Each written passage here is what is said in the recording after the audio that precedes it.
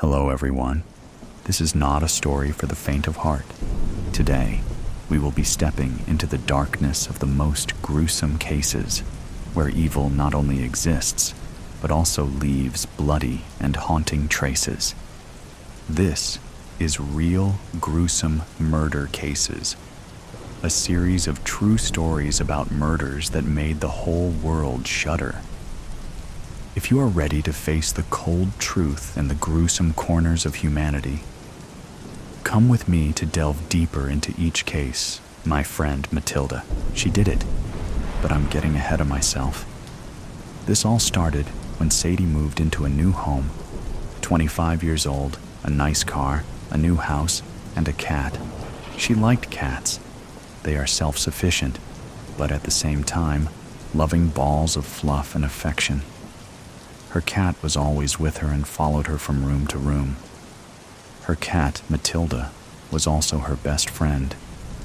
Not just words, they really were friends. They talked to each other and slept together. Moving into the house and setting it up was seriously the first adult thing she ever did. She got the house for a great price, and the previous owners told her they needed to sell fast because they took a job in California and needed to be there by the first of the month. She remembered this house when she was little. Her aunt lived here, and her mom and her would visit a few times a month. Her aunt had a little girl she played with when she was there. Maddie was her name. They loved playing dress-up and could play forever. She had a favorite doll she carried with her everywhere. It was an off-brand Barbie-type doll, but it was dressed like a hippie and had blue hair. Sadie thought that was the coolest doll in the world, and when they played, the doll went on adventures, traveled all over the world, and always came home from her trip and took a nap.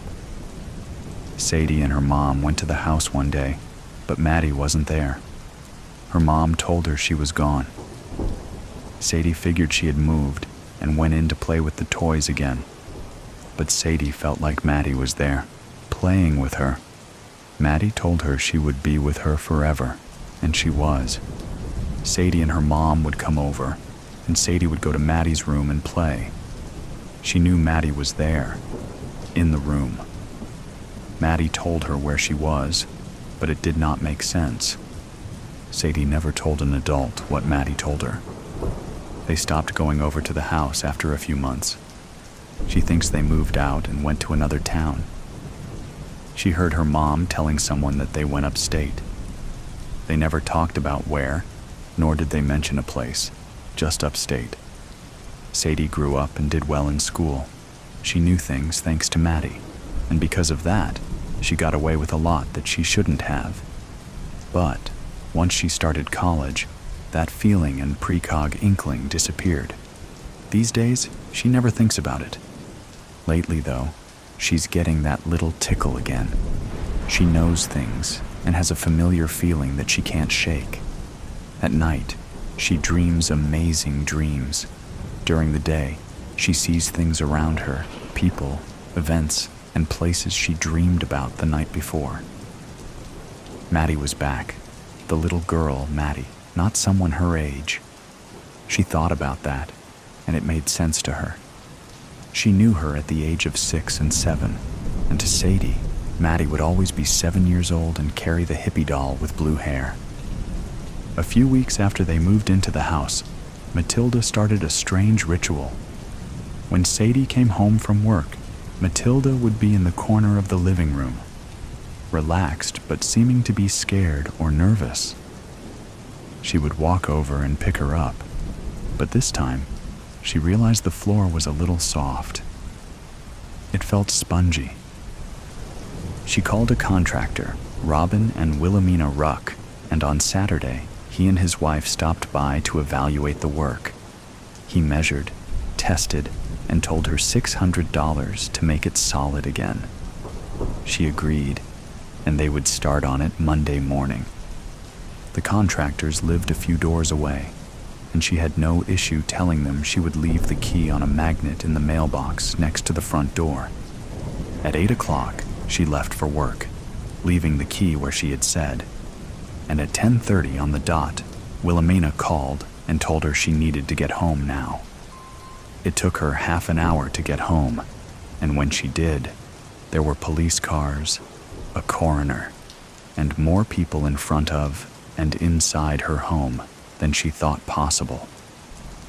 As she parked at the end of her driveway, she was approached by a pair of plain-clothed detectives, a man and a woman. "Are you Miss Roberts?" the man asked. "I am." "What's going on?" Sadie asked. "I am Detective Marlowe, and this is Detective Finley. We are here investigating the incident in your living room." Okay, she was confused, and looking at her face, you could see the disconnect between what she knew and what they just said to her. Sadie said, "What incident?" Detective Finley asked. "You have no idea?" Sadie shook her head, hoping someone would fill her in. Detective Marlowe said, "It appears that your contractor opened a section of your floor this morning to do the repair you asked him to do and found something rather disturbing." She stared at him like he was about to grow a third eye. He looked at her, she knew, waiting for her to say something, but she didn't. He continued, "They found the remains of a child, wrapped in plastic, airtight. Her neck was broken. Can you shed some light on any of this?" "Number, I can't. I bought this house a month or so ago and moved in. I always liked this house and was happy it went on the market." Detective Finley said, "You are familiar with this house?" "In a way. When I was little, maybe 6 or 7 years old, my mom and I used to visit here. I called the lady Aunt Roberta. I think their last name was Powell. Now I realize she was not any relation, just a friend of my mother. She had a daughter, Maddie, that I played with when I was here." The detective added, "What happened to them?" "All I remember is that they moved upstate." "Where upstate?" Marlowe asked. "No idea. All they ever said was upstate, never a city name." "Can we speak to your mother?" "How can we get in contact with her?" Finley asked. Sadie smiled ever so slightly. Before she could speak, Finley asked, "Why the grin?" "I have a rather interesting sense of humor, always have. I almost told you to contact my mom by seance, which made me smile. My mother died a couple of years ago from cancer." "Sorry to hear that." Both detectives narrowed their eyes at the comment, but they let it pass. "Is there anyone you know who can tell us about Roberta and Maddie?" "I have no clue. Until last night, I forgot all about this." Both detectives showed a curiosity in their eyes, speaking together. "Last night? It's kinda silly, but I dreamt about Maddie and I last night. We played in her room as our parents had coffee and sat at the kitchen table. Probably because yesterday I went up to the attic and it looked like no one had been there in a long time. It was covered in dust. But I found a box marked Maddie's things. I opened it and found a hairbrush, her favorite one. We used to brush each other's hair back then." "Can we get that brush?" Marlowe asked. "Of course. It is still in the attic. Pull the cord in the hall and climb up. There is no light up there, so you'll need a flashlight." "You said it was covered in dust. Was there any disturbance in that dust?" Marlowe asked. "Well, other than my footprints, my shoe prints actually, there were children's prints in the dust. Bare feet. They looked fresh, so I thought the previous owners had a kid who went to the attic once before moving. We need to check out that attic." Marlowe looked at Finley, who nodded. He donned gloves and booties and headed into the house. "Can we go inside? I would like to see how much of my home is disassembled." Finley gestured, and they went into the house. The contractors sat at the breakfast bar, and Sadie walked over to them. Finley followed. Mr. Ruck said, It appears your floor was so bad because someone removed and did not properly replace it after they buried the body.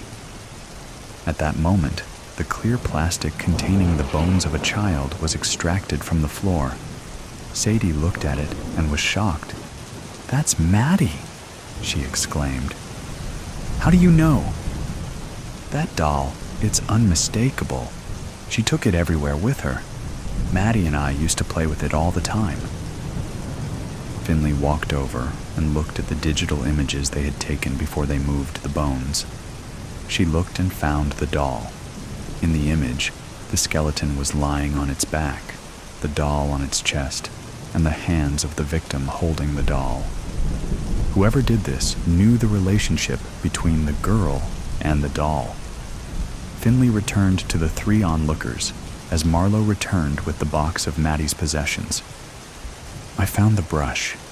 Maybe we can make a positive ID of the little girl," he said. Finley replied, "No need." Sadie made a positive ID. He looked at the skeleton. "How?" "That doll. They played with it when they played together." "Are you certain, Miss Roberts?" "I am. I know it. I feel it. Look at the doll. On its left hand, you'll see a couple of fingers missing. Her cat chewed them off." She grabbed the tablet and found the picture of the left hand. Fingers were missing. "Okay then. Maddie has been found and will be properly laid to rest. First, our ME needs to examine her. She was my friend when I was little. Let me know when I can properly bury her. We'll keep you informed." They left the house, and in a few minutes, the other cops and everyone else left. Mr. and Mrs. Ruck and Sadie were left alone. Matilda came from the back of the house and hopped onto the counter. She snuggled to her owner. "I think I will call it a night. I can take care of it in a few hours tomorrow. I have all the measurements, and the detectives said they would not need to return to the hole. So, tomorrow, it will look like it was never an issue." "Thank you." He walked over and covered the hole with a tarp, stapling it to the plywood around the hole. Sadie knew it was a critter barrier and to stop the weather from getting into the house. Once they left, Sadie sat on the couch facing the hole. Matilda sat on her lap but had not moved for over an hour. Maybe 15 minutes passed, and the hair on Matilda's back started to rise. Sadie felt it too. The room got cold, and the hairs on Sadie's neck began to rise. Matilda's back was hunched, and she was staring at the tarp. Her eyes focused on the tarp, and her pupils were their maximum size. She was looking for something, or she saw something. The tarp pushed up slightly, and Matilda hissed. Sadie calmed her.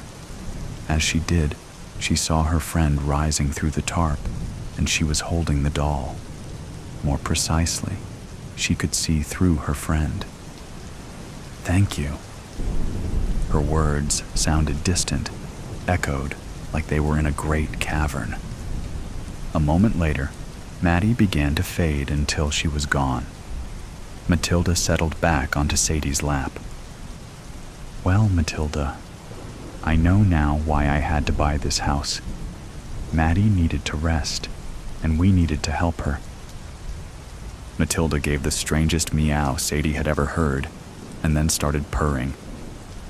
Sadie sat on the couch a bit longer, thinking of playing with Maddie. It was a good memory. She did it. Now, her friend can rest, the moral of the story. The guard leading me into the room gives a hard yank on the chain.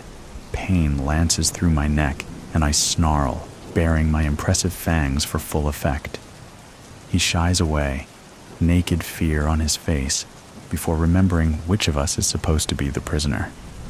"Watch it, Mutt, or you'll be drinking out of the toilet through a wired jaw," he says, his tough guy tone betrayed by the quaver in his voice and the stink of fear in his scent. I snort in contempt. "Oh, please, CO. We both know who's afraid of the big bad wolf." His expression hardens, mouth tightening into a white line. One hand drops to the baton sheathed at his waist. "That will do, officer," a new voice says. "I'll ask you to do your job without further violating my client's civil rights." I look past the guard and his impotent rage to see a man sitting at the lone table in the room. The space is dimly lit, a single flickering fluorescent bulb recessed in the ceiling behind a grating. But I've got good eyesight. The guy's so short his legs barely clear the edge of the chair. I take in his expensive suit, immaculately groomed hair, and a face so wrinkled and wizened it looks like a prune staked out in the desert for a week. He smells of cologne, silk, a hint of moldy straw, and... that's curious. No fear. Not a hint of that very familiar scent. Interesting. That must mean he's either stupid or a villain. Like me. The guard secures my chain to a ring on the floor, giving me just enough play to reach my side of the table, then snaps a padlock on it with a loud click. He then steps back to stand against the wall. The short man's eyes, small, dark, and hard behind wire-rimmed glasses, flick to the guard. "Leave me alone with my client, if you please." "Not a good idea, buddy," the guard says, glancing at me. "You know who this is, right?" "Of course I do," the man snaps. "I also know the privileges that exist between the accused and his legal representation. Now, must I ask again?" The guard scowls, shakes his head, and leaves, slamming the door shut behind him. The lock on the door clicks loudly, too. I casually stretch as much as I can with the chain and collar, give a shake to fluff out my thick gray fur. "Client, eh? Funny, I don't remember hiring a lawyer." The faintest of smiles ghosts across the man's face. "You haven't, yet. But I'm certain you'll want to retain my services after you hear what I have to say." "Why's that?" I ask in the most bored tone I can manage. "Because I can make sure that you don't spend the rest of your life behind bars." I can't help it. My ears prick up at that. I force a derisive snort. "Not likely. They have a pretty good case against me." "And that is precisely why you want me to represent you." A positively oily grin stretches his lips. "Allow me to introduce myself." 2 fingers extend to place a business card on the table between us. I glance down at it. Mr. R, attorney at law, specialist in defense of the wrongly accused. The black letters stand out against the crisp white, cutting across a spinning wheel picked out in gold foil. Yeah, it's a dead giveaway. Mr. Ray, that'd be short for... He raises a small hand to stop me before I can say it. I would prefer if we kept this from being a first-name relationship. Yellowed teeth glint as he grins again. "Okay," I say with a flick of an ear. "Lawyer now, huh? Previous line of work didn't suit you?" Let's just say that it was far too labor-intensive. I find my new career to be much more rewarding. It also didn't require much of an adjustment, ethically speaking. So, Mr. R, it is for now. For that matter, what would you like me to call you? I shrug, a human gesture I've perfected over the years. Most people just scream wolf and run away when they see me. I see. Then I shall address you as Mr. Wolf, for simplicity's sake. Whatever. Now, Mr. R settles himself in his hard wooden chair. I'm familiar with the particulars of your case, Mr. Wolf, at least those that have been made publicly available, but perhaps you'd like to tell me your side of the story. Now I actually laugh. My side of the story? Not a lot of people are interested in that. As far as most of them are concerned, There's only ever one side. The one where I'm the villain, just out to do villain things. It's just how the story goes. So you don't deny the charges? Well now, Mr. R, that'd be telling, wouldn't it? I may be facing the headsman's axe or life in a cage, but I don't see any reason to make it easier on everyone. Mr. Wolf, we in the legal profession are required to keep our clients' confidence and cannot be compelled to reveal what is told us in confidence. Okay. Whether he's telling the truth or not, I find I just don't care. Well, yeah, I did it. Whatever they say, I did it all. Mr. R removes his glasses, pulls out a kerchief, and starts polishing the lenses. You stalked young Peter and his friends, and attempted to murder a duck, I believe. I pretend to wince. Yeah, got so close, but she was just that lucky. I sigh. I can still taste feathers. And you destroyed the property of 3 industrious pigs? Hey, not my fault if their houses weren't up to code. Of course, then they tried to burn me alive. Lost a lot of fur on that one. Then you actually consumed a young lady and her grandmother? I give a little laugh. And the grandmother's cat. Not too many people remember that part. But I kinda missed out on the satisfaction of a good meal in the end. After I woke up on the riverbank, went through 3 surgeries to get all the rocks out of my belly, and spent 6 months in that stupid plastic cone. Well, let's just say that a certain woodsman is next on the menu if I ever get out of here. Mr. R finishes cleaning his glasses, sets them back in place, all without batting an eye. I see. So, you are guilty, and I must assume that the police have all the evidence they need, since you are sitting here before me, chained to the floor. I pull back my lips in a grin, or a snarl. Hard for me to tell the difference when I'm doing it. Like I said, I'm the villain. I do bad things. No matter how the story goes, that's always how it ends. It's the... what do they call it? The moral. That's right, the moral of the story. Bad people do bad things. Mr. R arches one scraggly eyebrow. What if I told you the story doesn't have to end that way? I cock my head to one side. How's that? Mr. Wolf, my job doesn't necessarily consist of proving you innocent, Mr. R says. Not when I can make you into a victim instead of a villain. Say what? That's right, Mr. Wolf. Instead of making this about your crime, we can make it about you. We'll play up your tragic past, your difficult upbringing. Why, you said it yourself. People look at you and see nothing more than a scary animal. That's prejudice. It's colored your entire life, hasn't it? Is all I managed to get out in reply. Honestly, I'd never thought about it like that. Do you have a mate? Mr. R asks suddenly. Pups? A pack that relies on you? Needs you? What? No, nothing like that. I give my head a shake, trying to wrap my head around all this. Are you saying that you can make it look like I was the victim instead of the villain? Exactly, Mr. Wolf.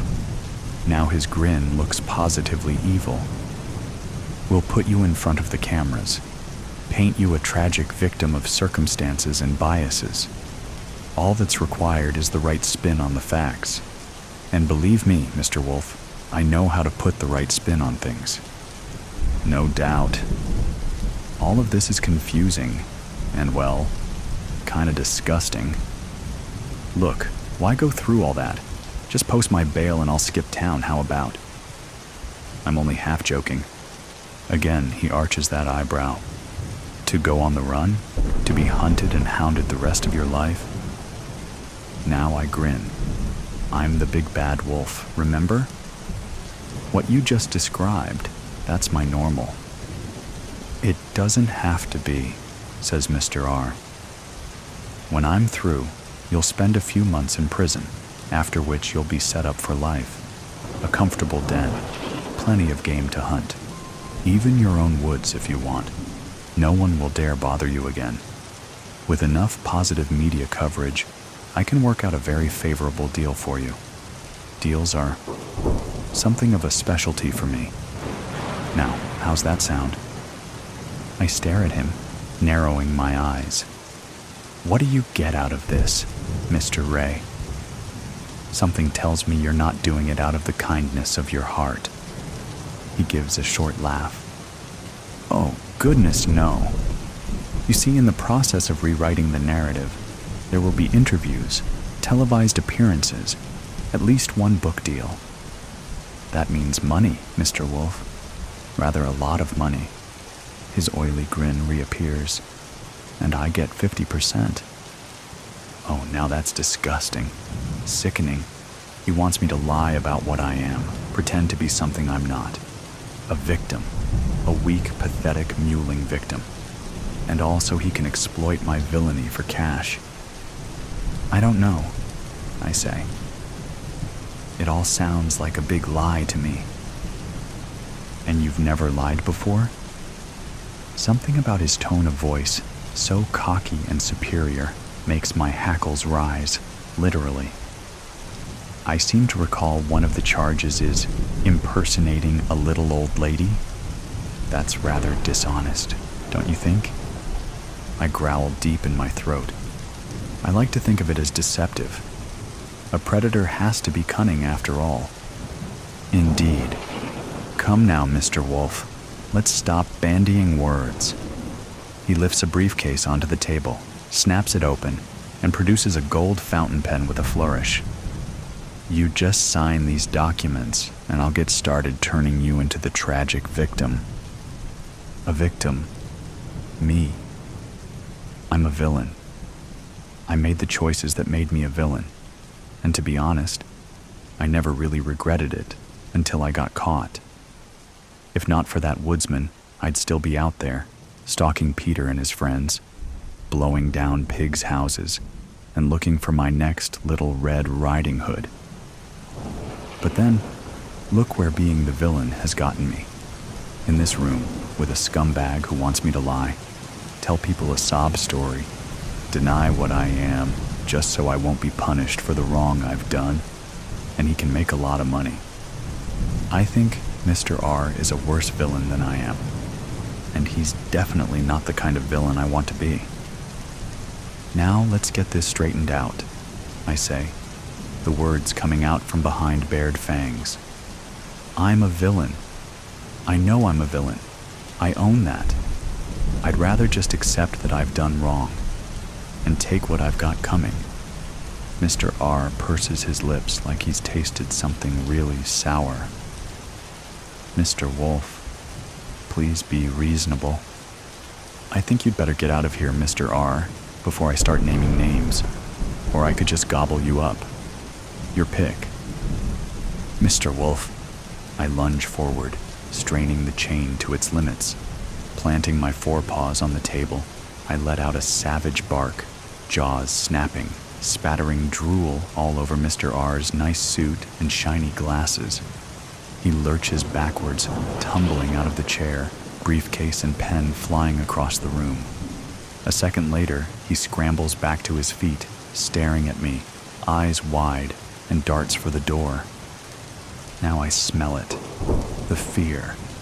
Its stink is thick and rank. I guess he really isn't stupid. With one hand on the doorknob, he pauses, glancing back at me. You know they will never stop seeing you as a villain. They will hunt and persecute you, no matter what you do. Maybe so, I reply, suddenly tired of this whole thing. But maybe I've earned that. Maybe if I want that to change, I need to show them that I can change too. I shrug. So even though I'm the villain in this story, maybe I can still do the right thing.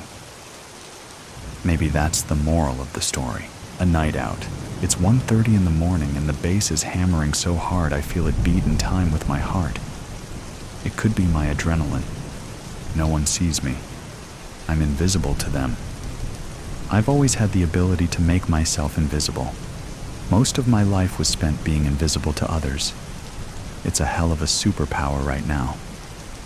The lights are flashing and the beautiful bodies of strangers are grinding against each other to music. It's an odd mating ritual. I don't understand it. You get dressed up, made up, and go writhe against a stranger in the hopes of either getting laid or a prospect of getting laid at a later date. And maybe, just maybe, this night of painted up grinding on a stranger will lead to a relationship. Isn't that how I got here, though? The bar is backlit, and the bottles glow with ephemeral promises of a good time. The floor is sticky, where hopeful patrons have bumped into each other or tried to maneuver around each other unsuccessfully. Hopes and dreams and promises all spilled out, laid bare, and left as a sticky residue on a dirty floor. I amble through the labyrinth of bodies attempting to make my way to the bathroom. I've been here before, to this club, not this situation, 1,000,000 times before. Wealthy frat boys and the girls that hope to marry them and become trophy wives congregate here. Beautiful people living beautiful Instagram lives, worshiping at the altar of materialism and lust. I used to belong here. Not that I fall into either category of wealthy frat boy or gold digger. I fell in between, a guest by proximity.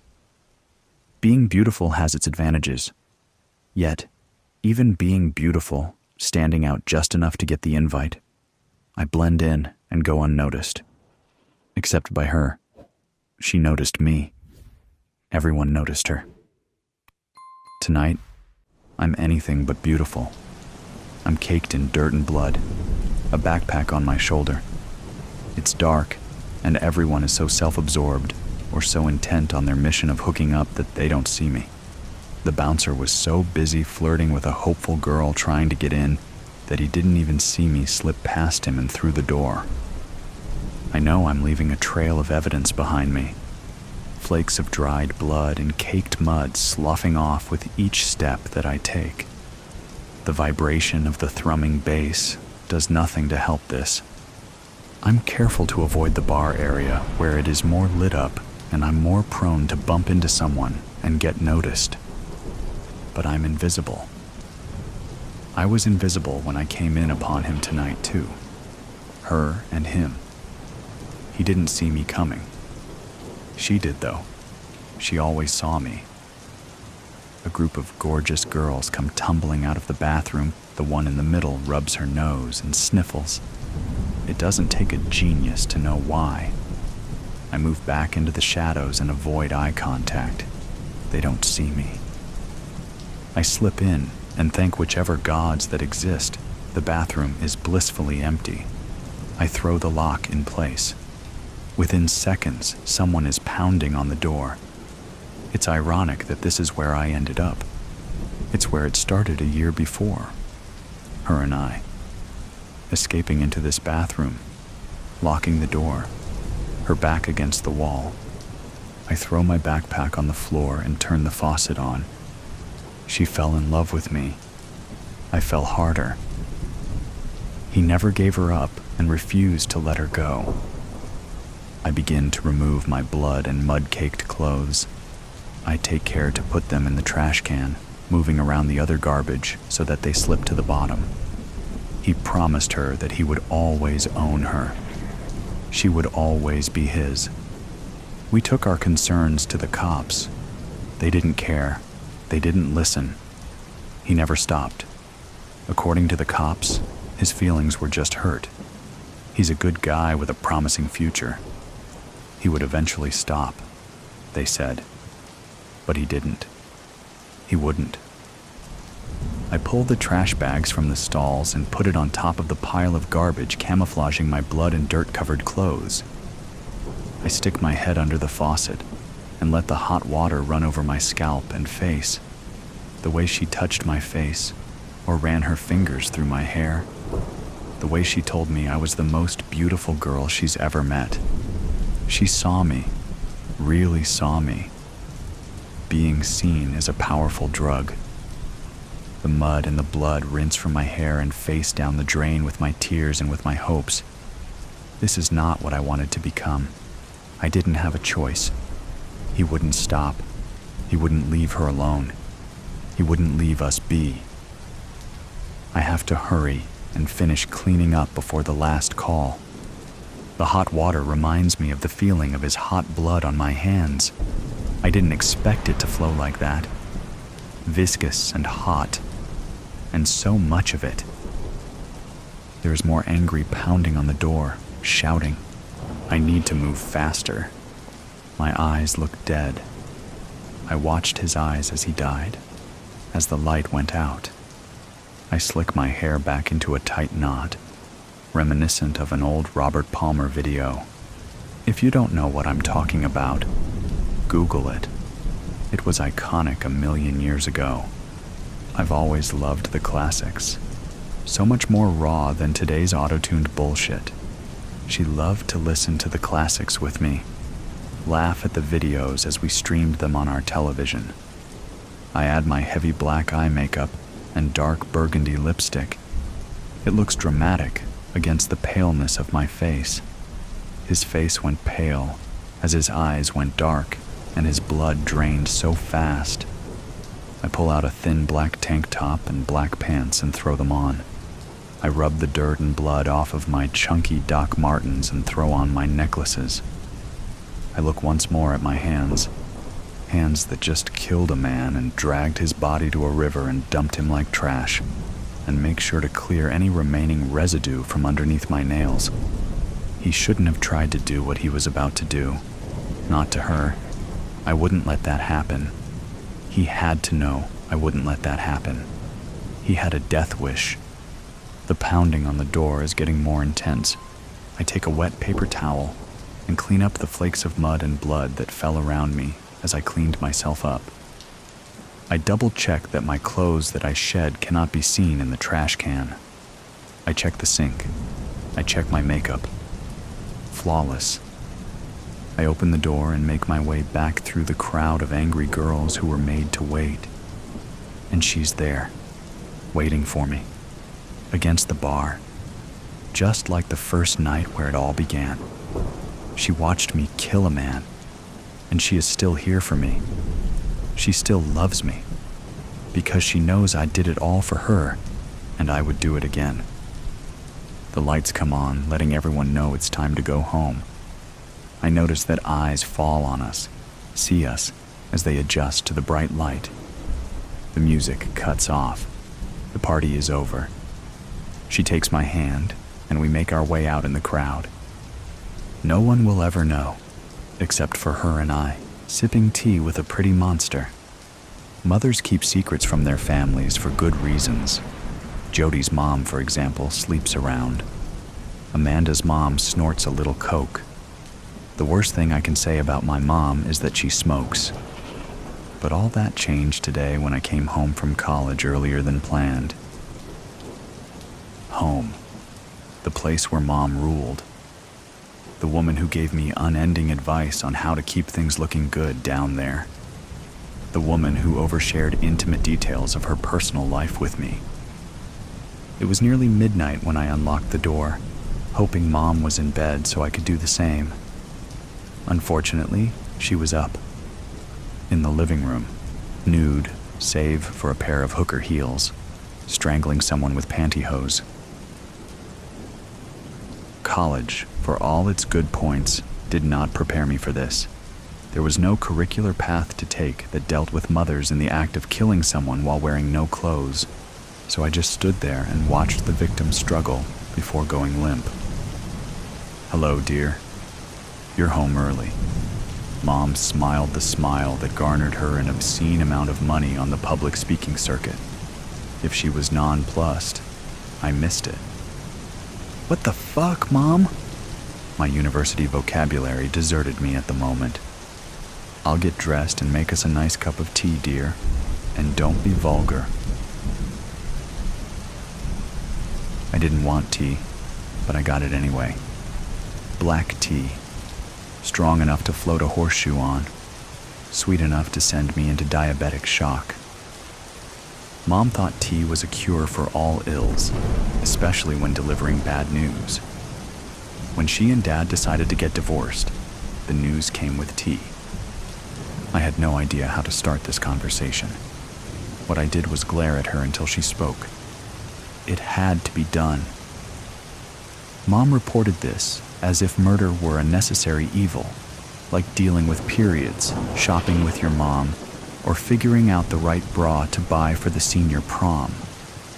Who was he? This wasn't what I really wanted to know, but I was afraid to ask her what the dead woman's sins were. She. Mom sipped her tea and nibbled on a Girl Scout cookie. Trefoils. It took me a moment to digest this little nugget of information. Since the person had a bag over their head and was fully dressed, I think I can be excused for not knowing the gender of the dead person. Okay, Mom, let me get this straight. You were nude and you strangled a woman to death. Well, I had to get her here first, so I honey trapped her. What's that? A honey trap? Using sexual promises to lure someone to a place where you can do what you want to do to them. But my voice trailed off, unsure of how I wanted to object to Mom's behavior.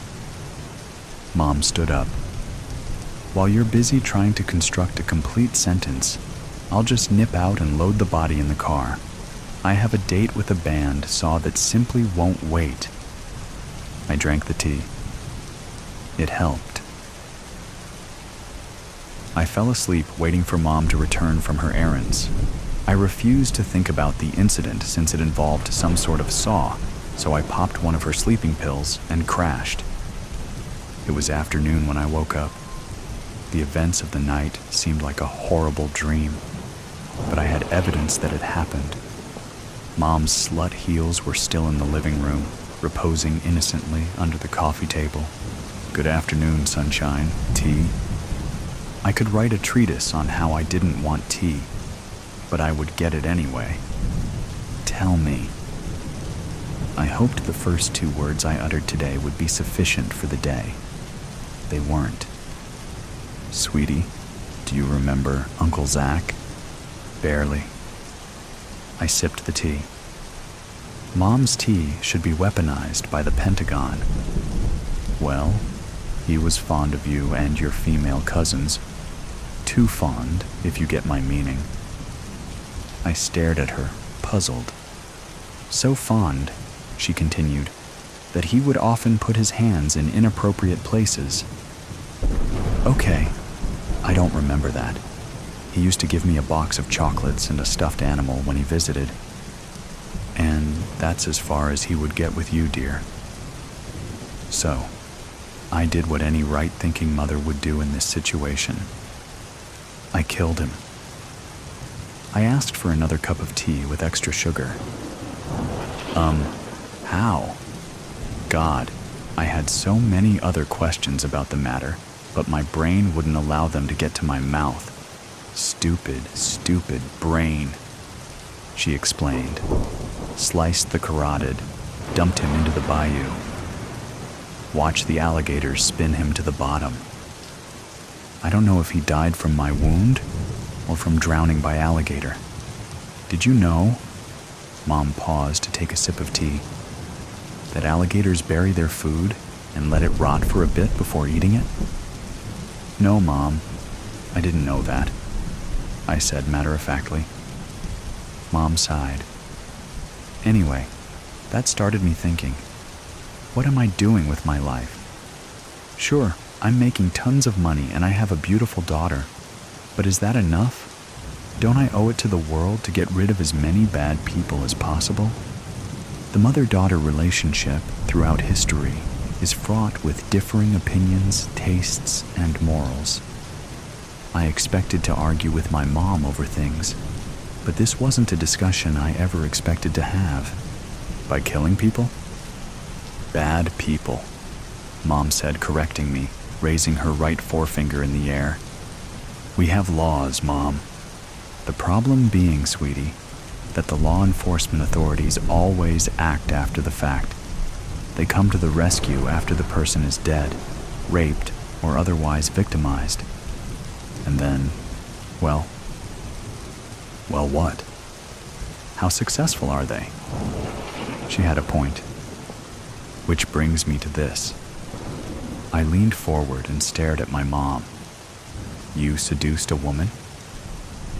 Mom smiled a smile that would make Dracula have second thoughts. Yes. I'm very good at seduction. Mom. I'm pretty. I still have my figure and a certain coquettish mannerism that others are drawn to. Fuck. Don't be vulgar, dear. We sat in silence for a few minutes. It was an uncomfortable silence on my part, but Mom seemed to enjoy it.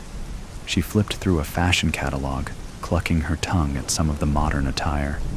But that's Mom. Old-fashioned about fashion, but quite liberal when it comes to liberating the living from breathing. You have something to tell me? I sat up, stunned. Given the recent events, the news I had for her had been forgotten. The momentous revelation now seemed picayune. I did, but I think your actions have eclipsed my news. Mom grinned. I see that the expensive education is paying off. How many people have you killed, Mom? I was loath to share my information right now.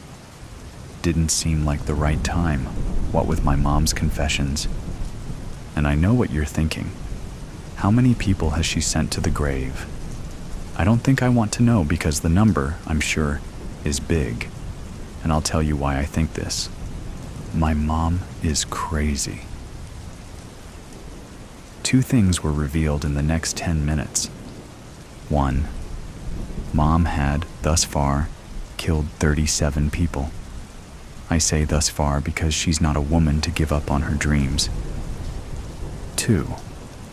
She already knew I was gay. How did you know? As good as it felt to not be censured by a parent for one's sexual proclivities, it was still a bombshell. You wore a lot of plaid in high school. My mom took my hand across the table. Dear, no woman looks good in plaid. That's it? Heavens no. You listened to a lot of Bikini Kill and L7. So what? And you slept with Jody in your room many, many nights. Yeah, okay. Girls do that. Nude? She got me there. I spent the rest of the day avoiding Mom. By that, I mean that I went out, had a few drinks, and I may or may not have kissed a couple of women. It's kind of a blur, which is what I was hoping for. When I got up the next day, Mom was gone.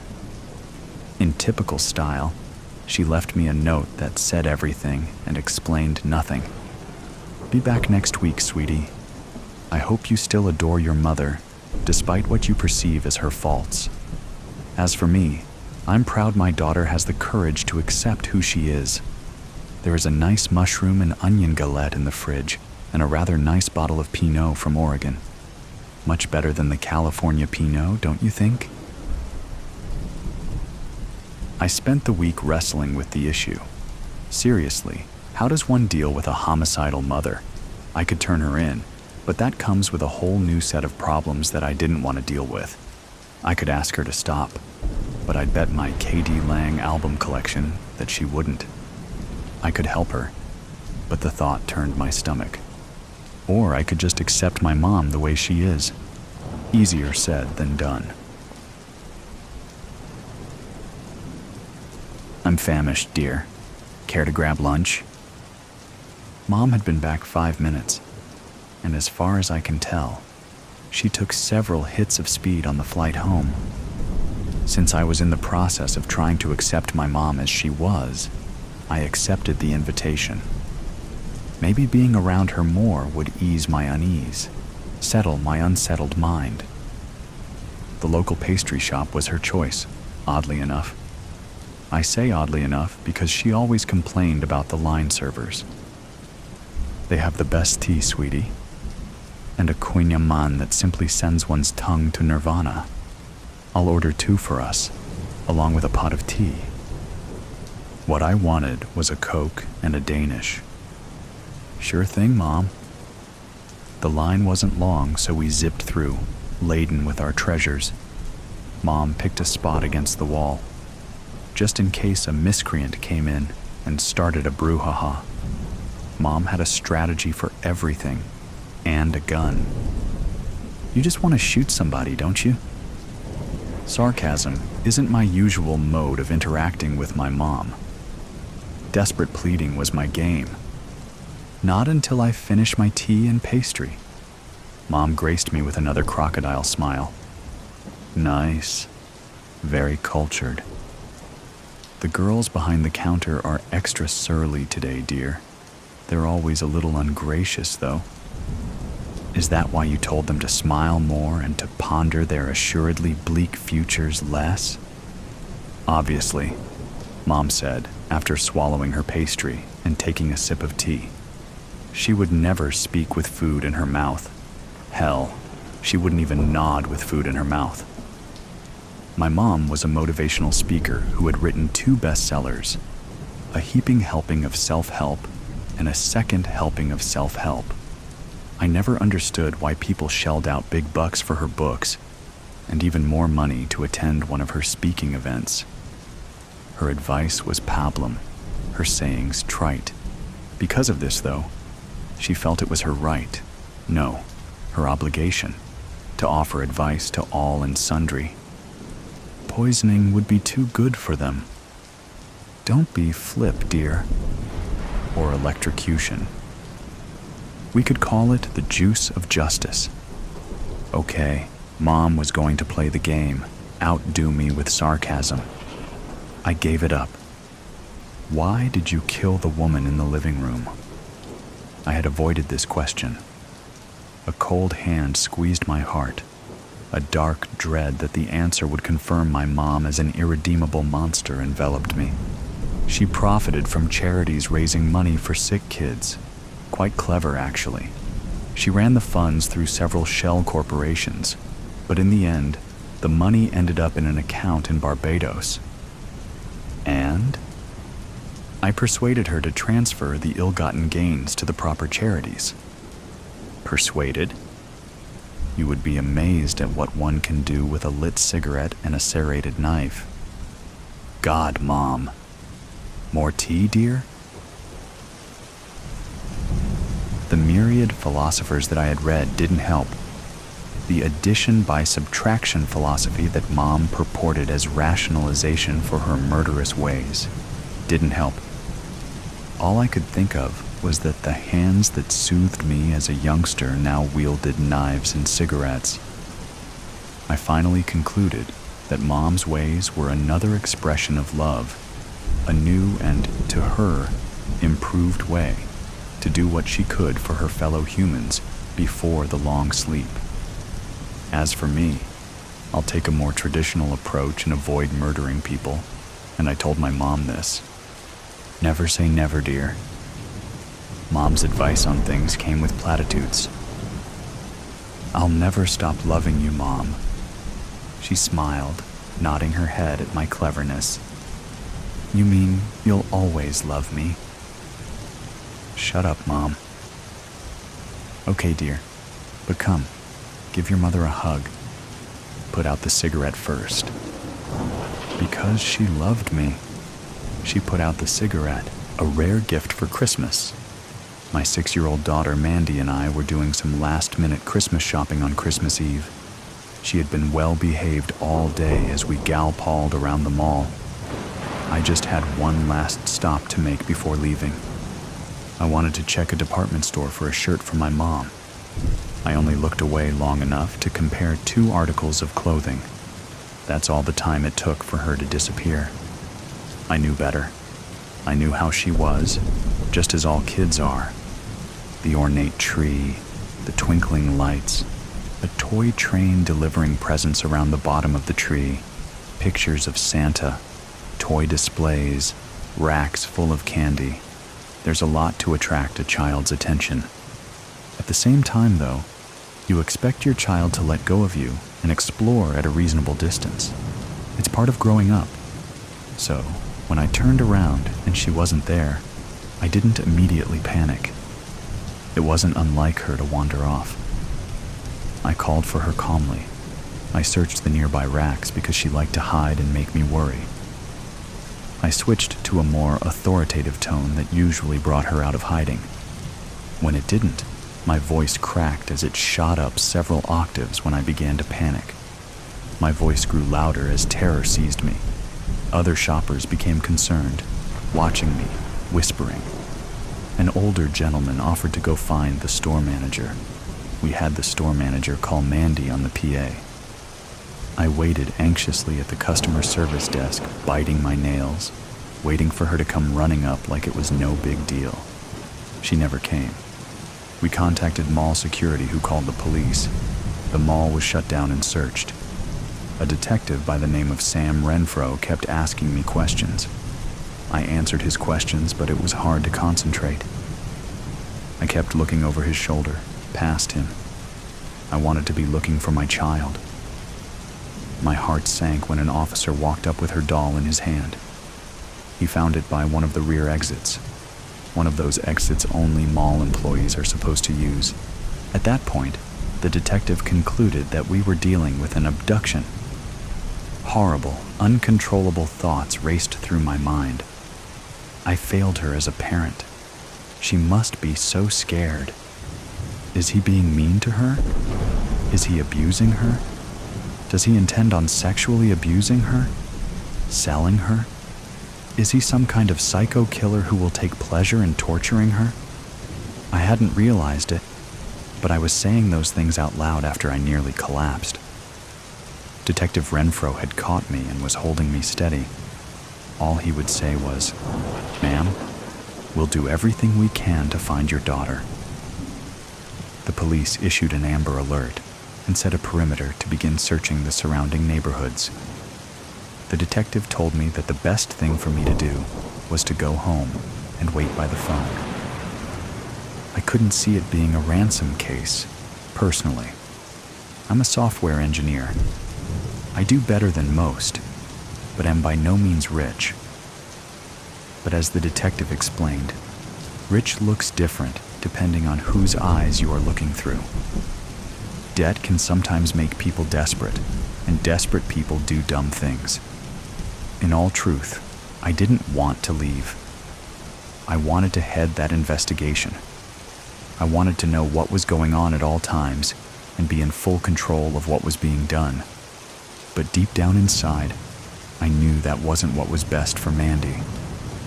The police chief made an appearance to handle the mob of news crews outside the mall, thank goodness. Their questions were overwhelming, pressing, and unsympathetic. I made a statement. I offered $100,000 for the safe return of my daughter, most of what I had in savings. Then the chief insisted that an officer take me home. I'm glad he did.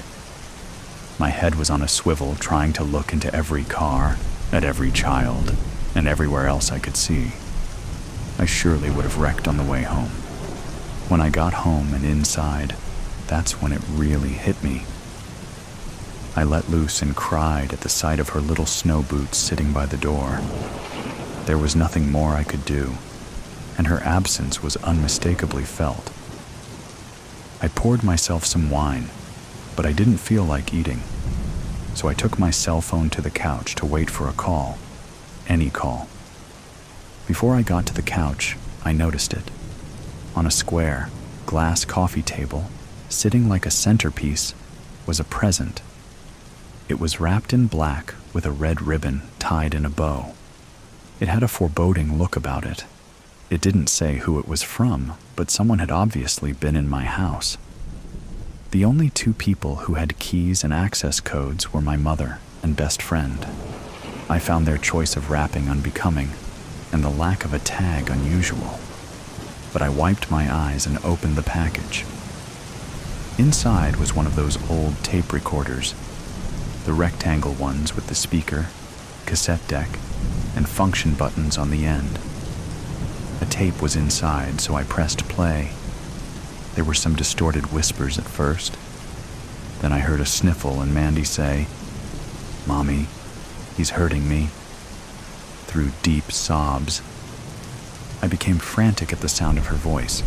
I kept asking, "Who, baby? Who's hurting you?" as if she could hear me.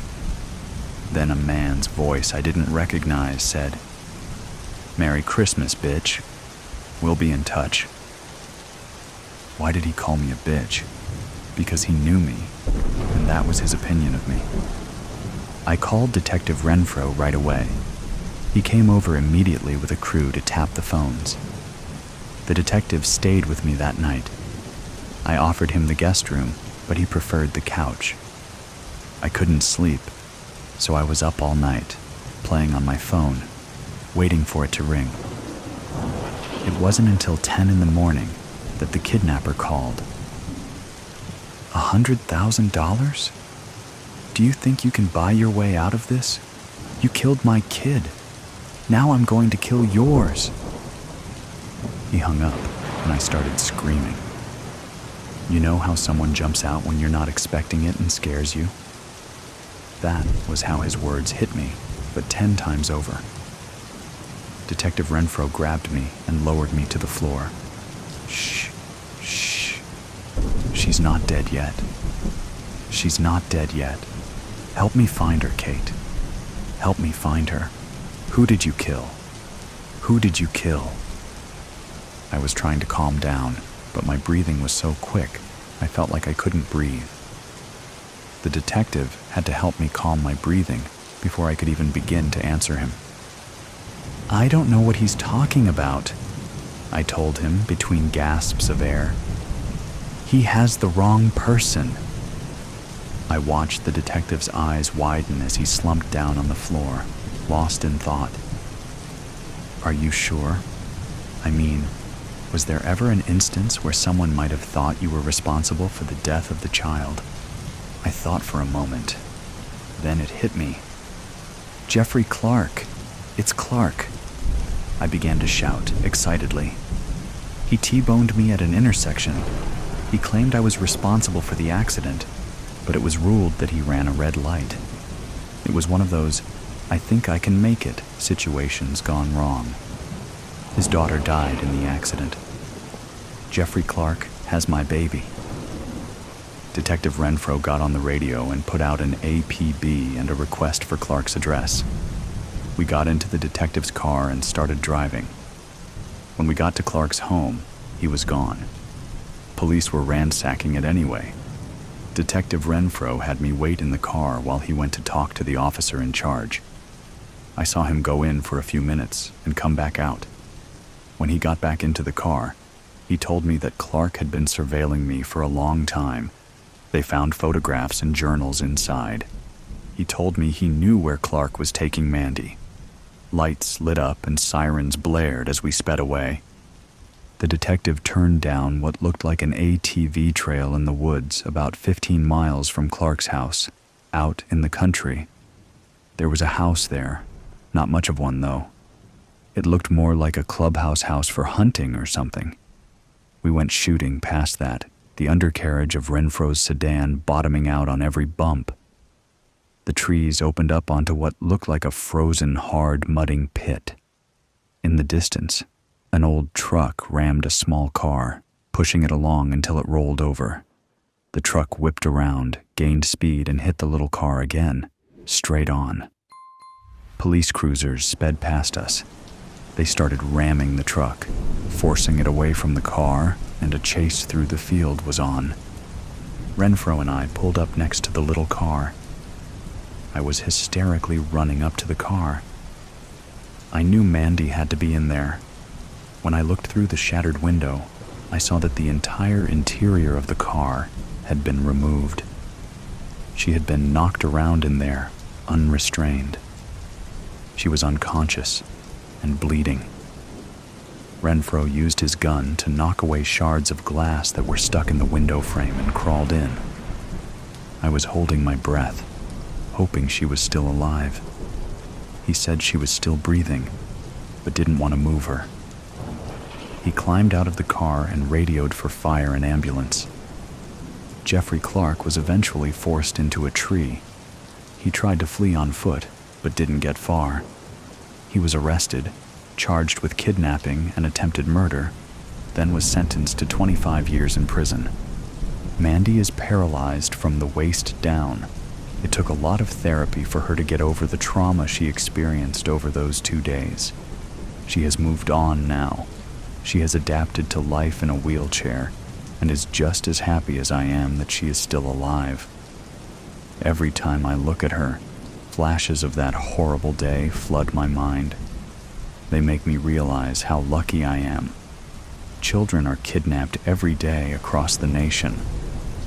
According to the incidence studies of missing, abducted, runaway, and thrown away children, ISMART, 2,300 children go missing in the U.S. every day. Many of those children are never reunited with their families. When I read Beckett, in this room, cursed room, loved, cursed, where she slept, half-grown in her hometown t-shirt, shorts, no shorts, t-shirt worn with holes, on the floor, he having thrown it, under the bed, dust collected and swept and settled again, and again. Who? He? Not she? Gracious. There for the first time. Assuredly last time. No boys in the room, Father said. Keep out. Nodded her head.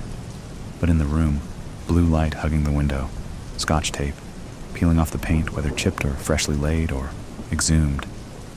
He found her in the... No, not found. Held her in, under doomed blankets. A thumb, under a thumb, twisted under a thumb, urgently, unabashedly, shackled by his name, no name, names unknown, 2 in the bed, 1, world flaring by, unedited film chopped and hacked, a sore thing, ulcers blooming somewhere, holes in her memory, in her body. Hush now, but the slicing.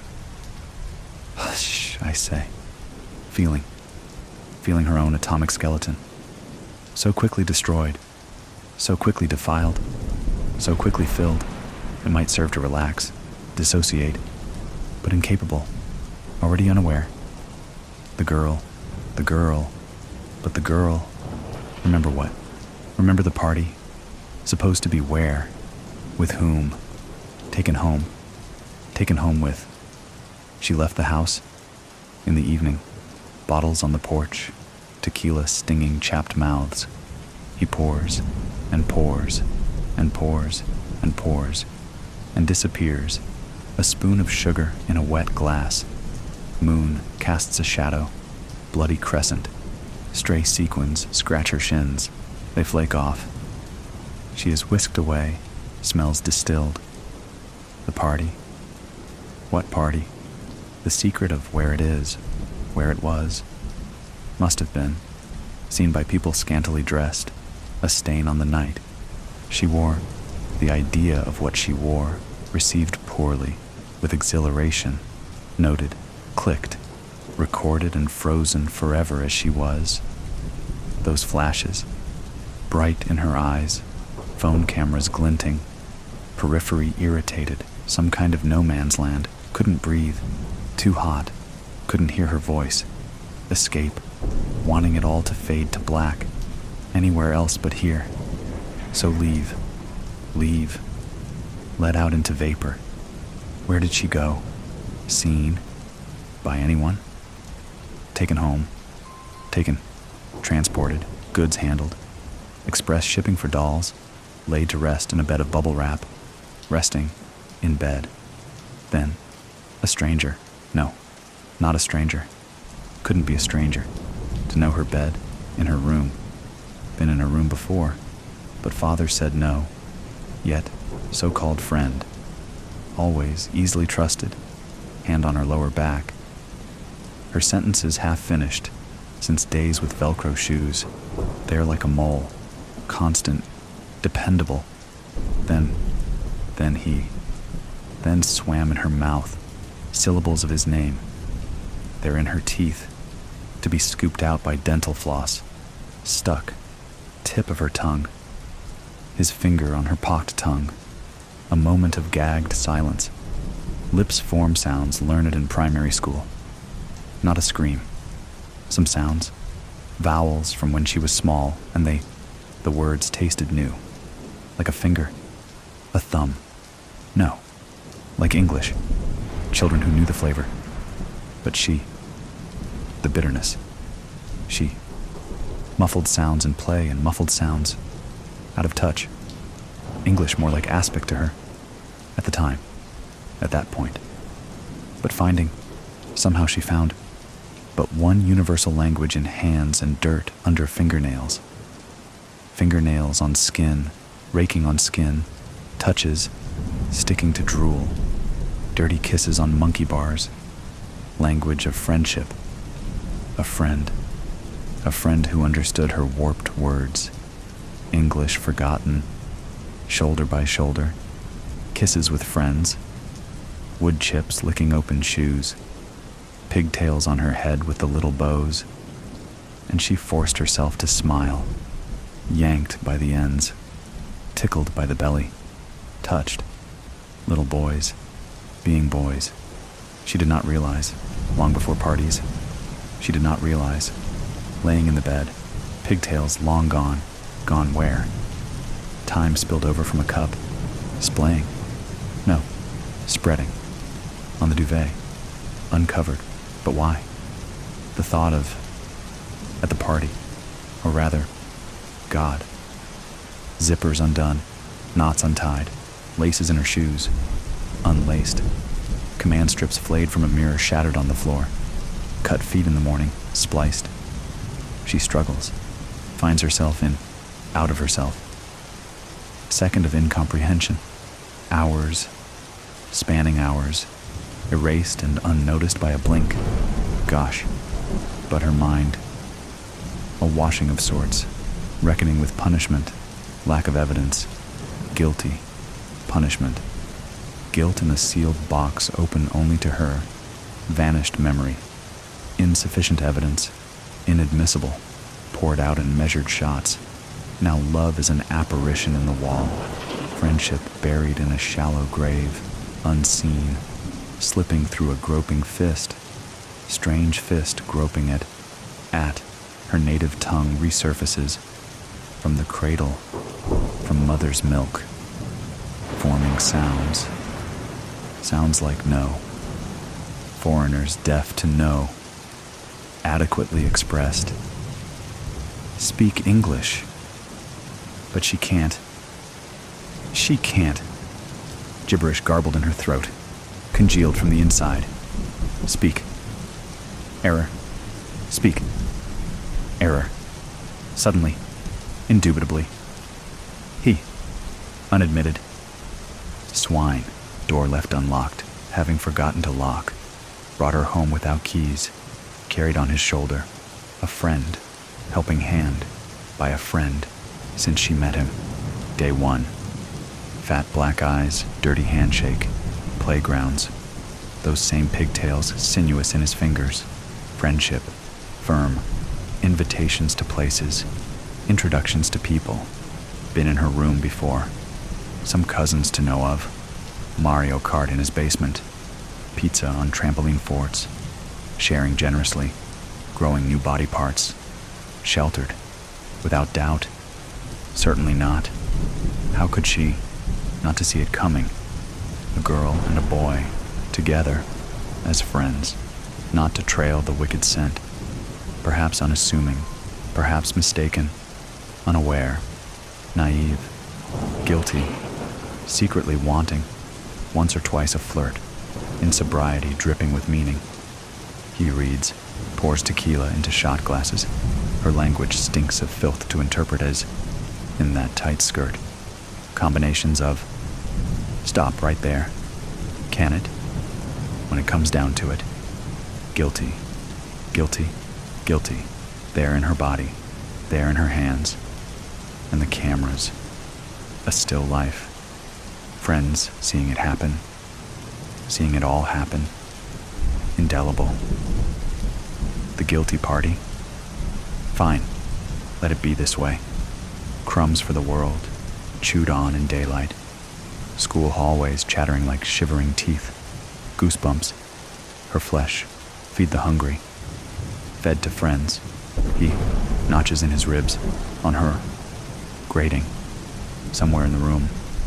But she can't speak. Can't see. On the desk somewhere. A hairbrush. A stone. To fight with. Fight back. She can't move. Fight back. And hurt a friend. How the story goes.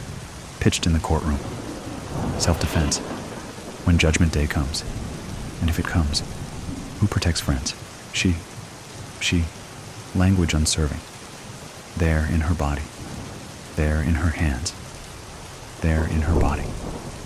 There in her hands. A friend. And she says nothing. Does nothing. In this room. In just another dead girl underwater. Trigger warning. Implications of death, violence, and sexual harassment. By the time the fisherman finds me, I will have been dead for 33 hours, 6 minutes, and 29 seconds. 18 hours since the police declared me missing. 15 hours since Zoe told my biology teacher that my tent was empty, that I hadn't returned from the party we'd snuck out to the night before. Careful, quiet, every twig a possible snitch. It was exhilarating, our hearts pounding, the smell of pine and seaweed thick in the air, and the moon a perfectly curved sickle. Zoe held my sweaty hand and didn't let go until we'd passed the tents and joined the others by the lake. The music on someone's phone was turned down just low enough for us to make out Billie Eilish's raspy voice. One of the guys offered us a beer, kept cool in the pitch-black lurking water. I remember thinking I couldn't tell where the lake ended and the forest began. The first article published by a local newspaper reads, "Promising high school student missing after night swim in lake." Shortly after, the Water Rescue Service and Fire Brigade take over the search. Dogs comb the area, their noses trailing through the damp earth. A human chain forms, people moving slowly through the woods, eyes scanning for any sign of me. Even a helicopter hovers overhead, its whirring blades slicing through the heavy, charged air. The search drags on for hours, stretching into the twilight, yet the woods remain silent. The police begin to ask questions.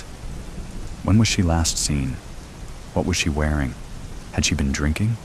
Did she seem out of character? Angry? Sad? Suicidal? No, and no. She was singing. She was dancing. She seemed happy.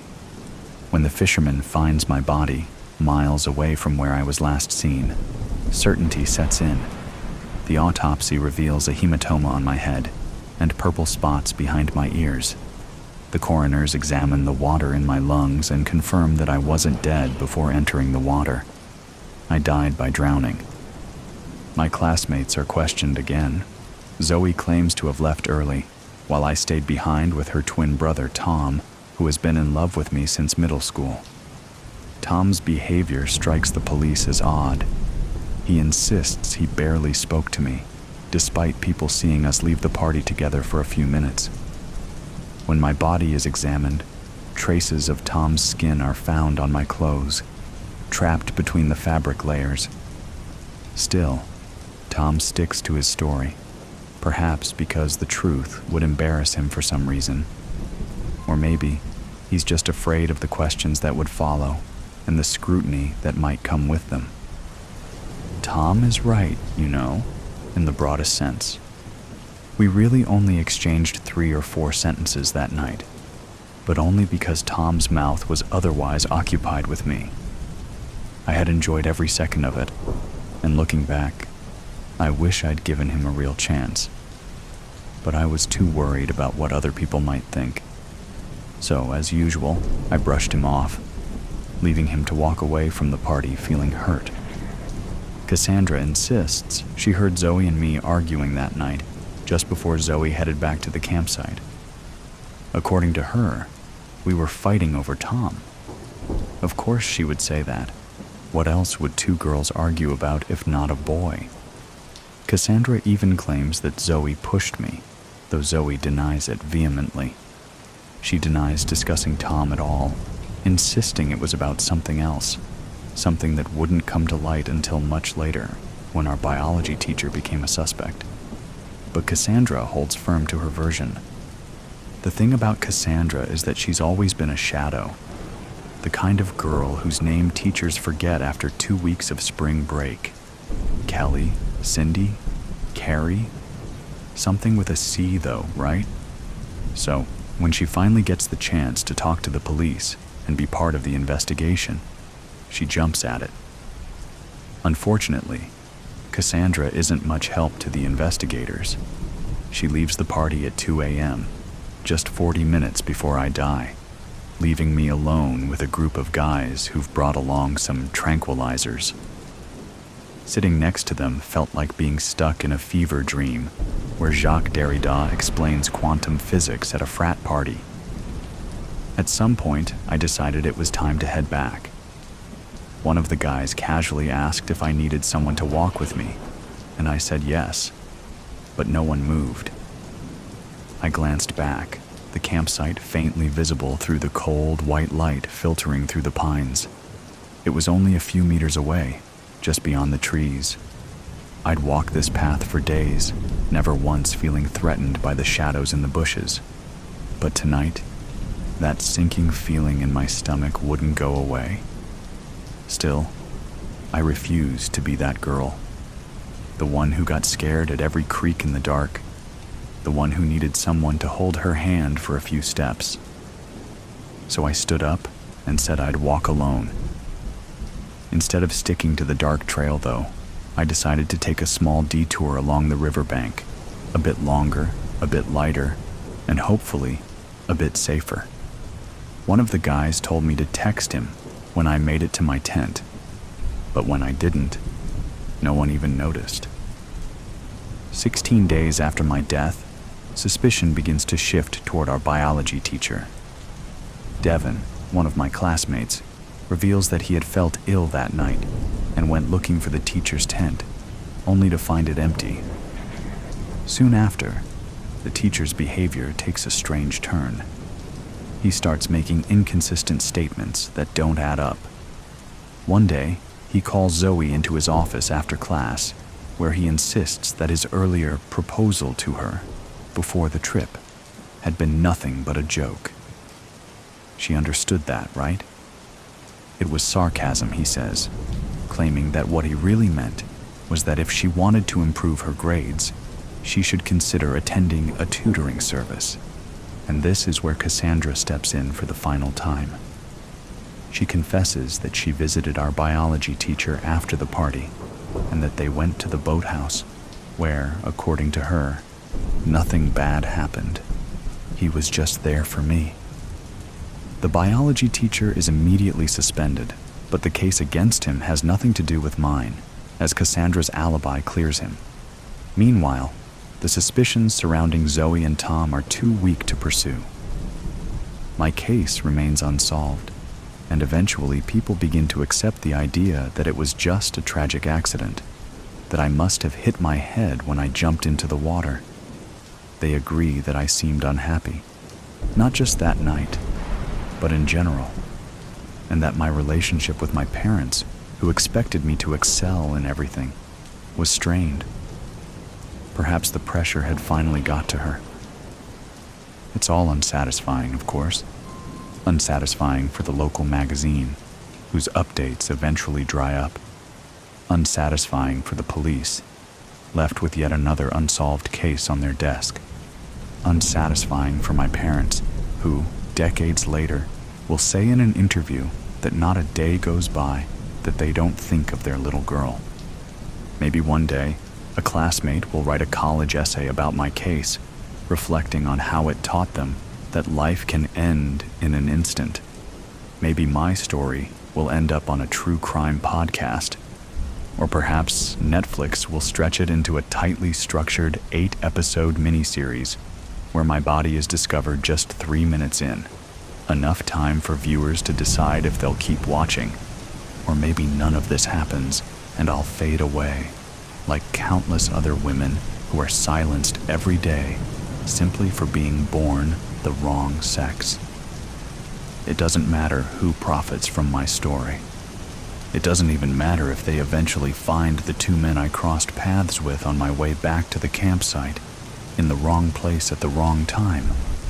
None of this matters, because in the end, I'm just another dead girl underwater, dig deep. Other than a faint glow coming from one of the back rooms, the town's charity shop was in darkness, its front door firmly closed. Although it had opened in 1985, the building had been used commercially since the 1800s, when it had variously been a pharmacy, a bank, and a tavern. The shop was close to the river in Marpleton, a pleasant English market town which had once been home to a nearby priory. In ancient times, monks had wandered back and forth to sell their wares at a market which still existed in diminished form across the road. Regulars were now peering through the shop window, but the main lights stayed off. A few of the shop's helpers were huddled in the back room. Patrick, the treasurer, had collected the spare keys from the greengrocer to let them in. The gatherers were addressing one topic, namely, why their long-serving manager, Rhea, had failed to open up the day before. "I just can't understand it," Ivy, one of the shop's founding members, said. "I've never known her not to turn up, unless she's on holiday. In all the years I've known Rhea, she's never had a day's sickness." "Wasn't she going to New Zealand to visit her sister?" Patrick asked. "She was, but not until the following week. It's in the shop diary. Here, take a look." Ivy tapped the relevant pages meaningfully. "I'm not doubting you, Ivy, but she may have got the dates wrong. She wasn't in the habit of making mistakes." Ivy's loyalty knew no bounds. Patrick adopted a different approach. "You've tried Rhea's landline, I take it?" "Several times. Each time it went straight to answer phone." "Right. Still, I expect we're worrying over nothing. But you have to admit she has been a bit distracted lately," someone piped up. Patrick turned to Silvana hopefully, but she shook her head. "I've tried her on her mobile, but nothing." Silvana was a refugee who had joined the shop 2 years earlier. Since Rhea had taken her under her wing when she first came to England, her English had improved markedly. Silvana had been on the verge of admitting her true feelings for Rhea. Reality had crushed the likelihood of her returning to her homeland anytime soon and been replaced by something entirely unexpected. An overwhelming love for another human being. Silvana's great wish was to know whether that love was returned. Rhea clearly liked her, but was it worth risking their friendship for more? The path to such an admission seemed littered with obstacles. Now, the mystery of Rhea's whereabouts could be added to an already growing list. "Did Rhea say anything about changing her holiday plans, Silvana?" Patrick asked, determined to get to the bottom of things. "Number I went to her house for my lesson last Wednesday. She told me she'd be away all next week." Silvana had considered the matter carefully. "Yes, that is so." Patrick said. "I guess I'll have to contact the area manager about reopening the shop." "You'll need to do that. Volunteer phone numbers are stored in the locked cabinet, and only Rhea has the key," Ivy interjected. "Head office have contact numbers too." Everyone knew Rhea always carried a set of keys on a fob attached to a waistband. Patrick joked she secretly had a cellar key for the shop's more trying customers, to which he'd received an enigmatic smile.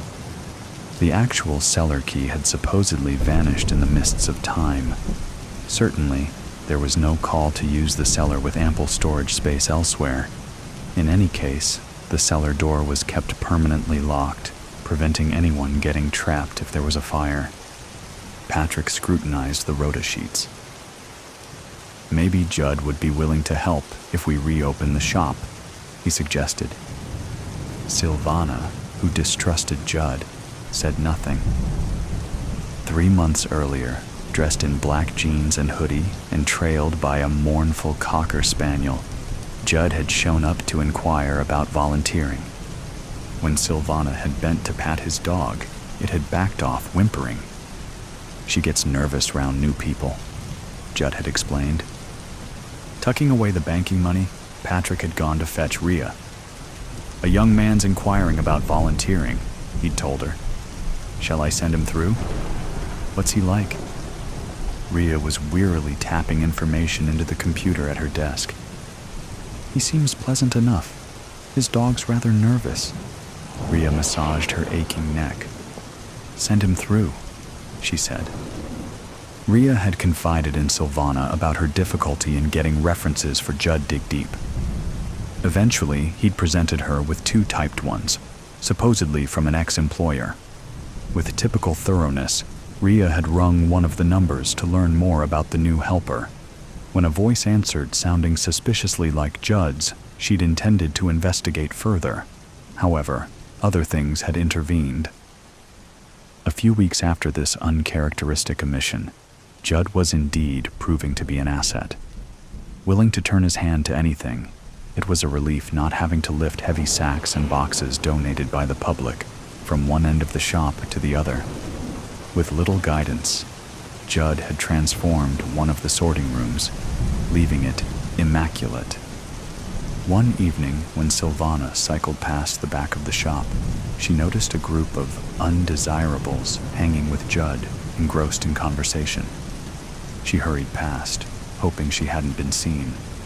She raised her concerns to Rhea, who told her it was nothing to worry about, that she'd keep an eye on things, and bafflingly added, I'd rather you didn't mention this to anyone else. The day the shop reopened, without Rhea at the helm, was Silvana's birthday. Patrick invited her to join him later for one of his wife's specials, homemade pizza and pear wine. The food tasted delicious, but she pushed her plate to one side. You're still worried about Rhea, aren't you? Patrick observed. Her cell phone is dead. It's strange. I knocked on her door last night, but still no answer. Patrick got up. I tell you what, I happen to know Rhea's neighbor, Angela, from the book club. She looks after the garden when Rhea goes away. She may well have a spare key. I'm sure there's nothing to worry about, but it wouldn't do any harm to check if everything is all right. Silvana was relieved. That's a great idea. Thanks, Patrick. I've been known to have a few in my time. Come on, get your coat. Let's see if we can solve this mystery. Half an hour later, the pair were standing in Rhea's house. The hallway led into an open-plan kitchen diner with gleaming countertops and state-of-the-art gadgets. The smell of coffee lingered invitingly. When Rhea's partner Lindsay had died 5 years earlier, she'd left her with a generous insurance payout. Silvana sighed, remembering the other day when she and Rhea had drawn close over a bottle of wine. Rhea had even given her a present. Only to be opened on your birthday, she instructed. But beneath the gaiety, she'd been out of sorts. Rhea had brushed aside Silvana's offer of help with a brisk, I'm fine. I'll check down here if you do upstairs, Patrick said, jolting Silvana back to the present. The passport was lying on the bedside table. However, the photograph bore little resemblance to the person Silvana had come to love and admire. Having spent time working for a private detective agency when she was younger, instinct overrode caution, and she began a meticulous search for clues. Predictably, Rhea's shop keys were lying on the bedside table.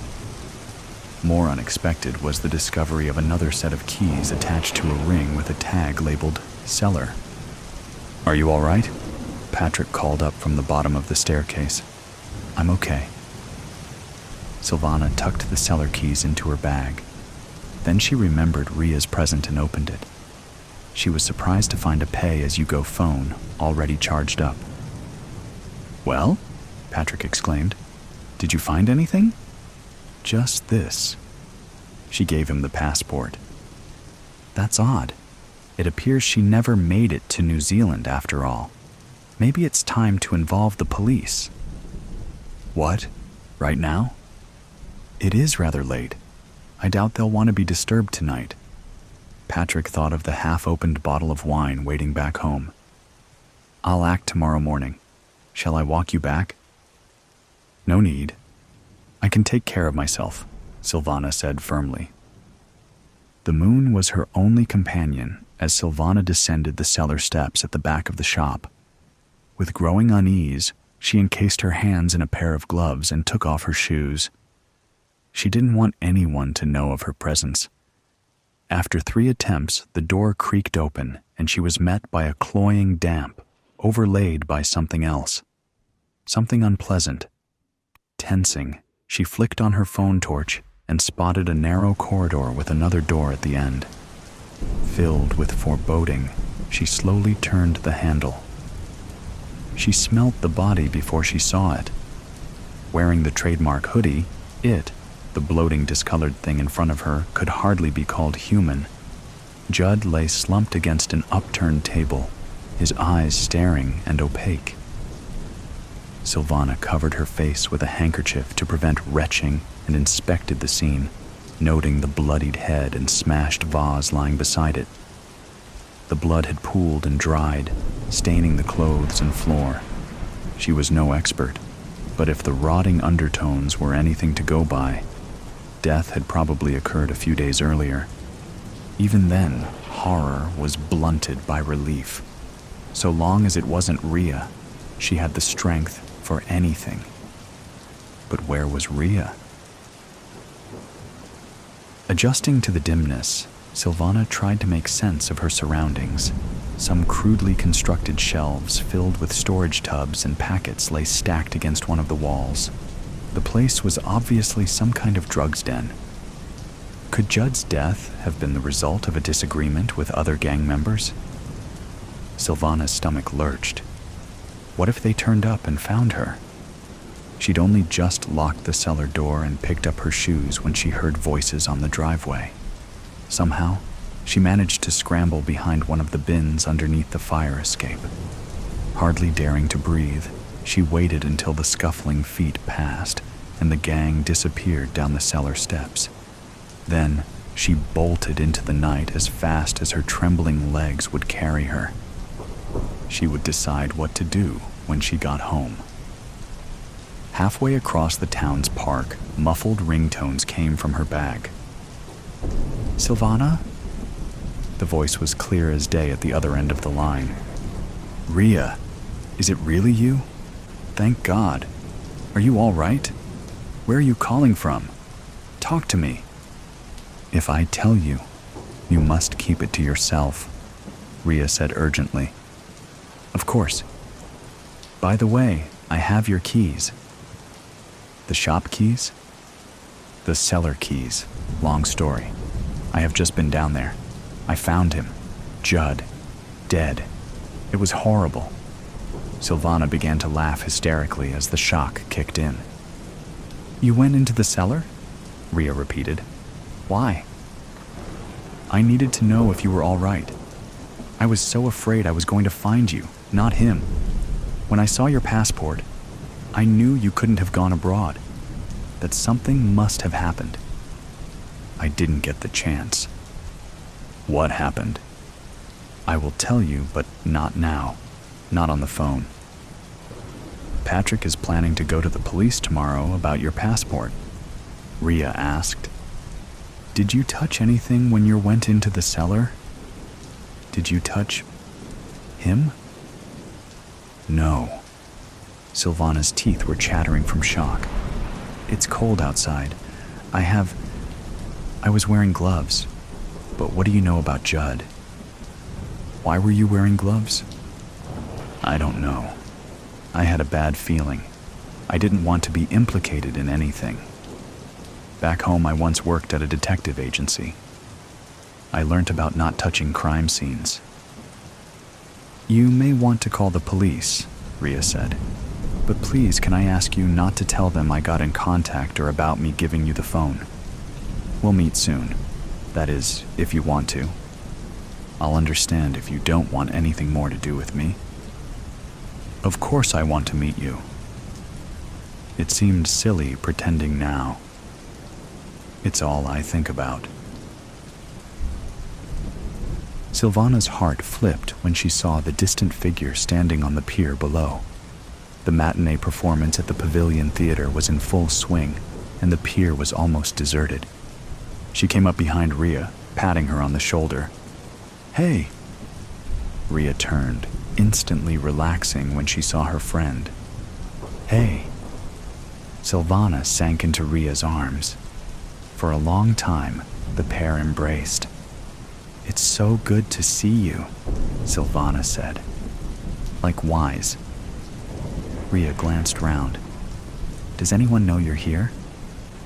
"Number, and I'm so hungry." Rhea grinned. "How about some fish and chips? I'll treat you." "You mean the famous English fish and chips?" Rhea grinned. "I've discovered a great place on the front." She linked arms with Silvana. "Come on, let's eat. Then, I'll tell you everything." Judd was a bad lot, Rhea admitted later. "He was running a drug racket, and I threatened to report him to the police." "It doesn't surprise me. But how did you find out?" "Not long after I joined the shop, I was clearing up one of the back rooms and came across a discarded cabinet. There were 2 sets of cellar keys in it. I never told anyone about them, partly because I didn't want a lot of fuss. I wanted to keep it to myself. Unfortunately, Judd caught me coming up the stairs one evening and demanded to store his things there. I didn't like the way he spoke to me. When I refused, he threatened to torture his dog in front of me. He implied if I didn't comply, I'd be next. His eyes were so cold. For the second time in my life, I felt real fear. There would be time enough to ask about the first time, Silvana thought, clasping Rhea's hand. "I'm afraid there's more," Rhea said dully. "You probably won't want anything to do with me when you hear the rest." Silvana clutched Rhea's hand more tightly. She'd come too far to be brushed aside. "Why don't you let me be the judge of that?" she said firmly.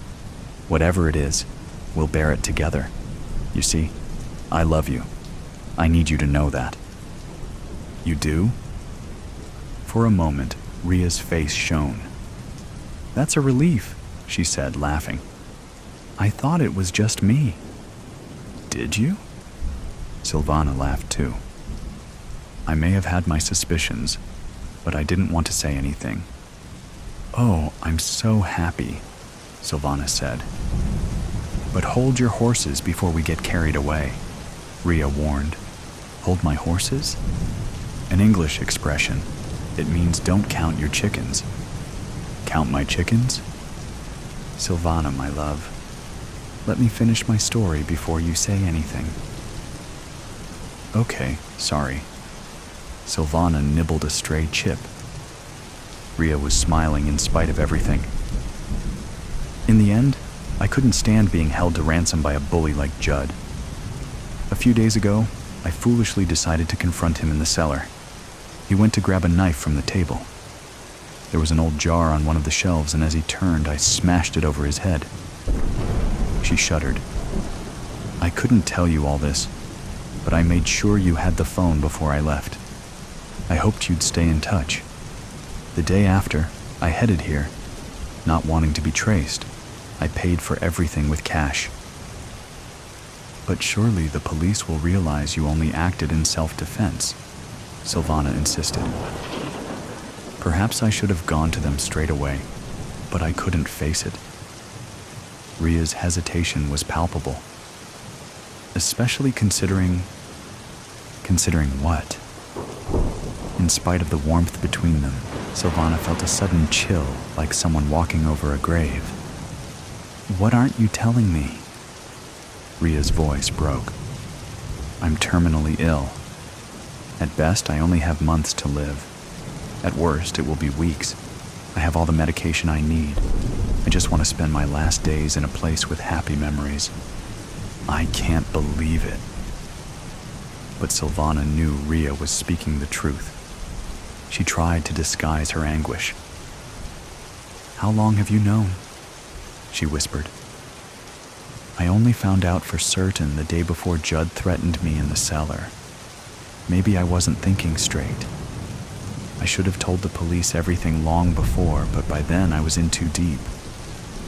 I'm going to stay with you." Sylvana had never been more certain of anything. Ria shook her head. "Stay with me tonight and go back tomorrow. It won't be long before the police check the cellar. It will look odd if you're not there. I have every faith in your survival skills. Look how far you've come. In the meantime, there's something I want you to have." "What is it?" Ria handed Sylvana 2 envelopes. Inside one is a plan of the cellar. After years of searching, I think I may have finally uncovered the sealed entrance to a tunnel leading to the old priory. My father was a historian and suspected there might be one near the shop. The other is a copy of my will.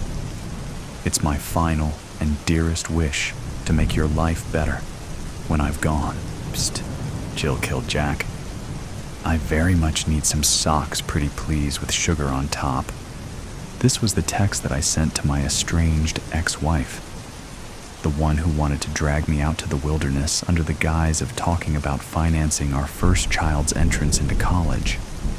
I knew that she was old-fashioned and wanted to push me from a hill, just like Fellini.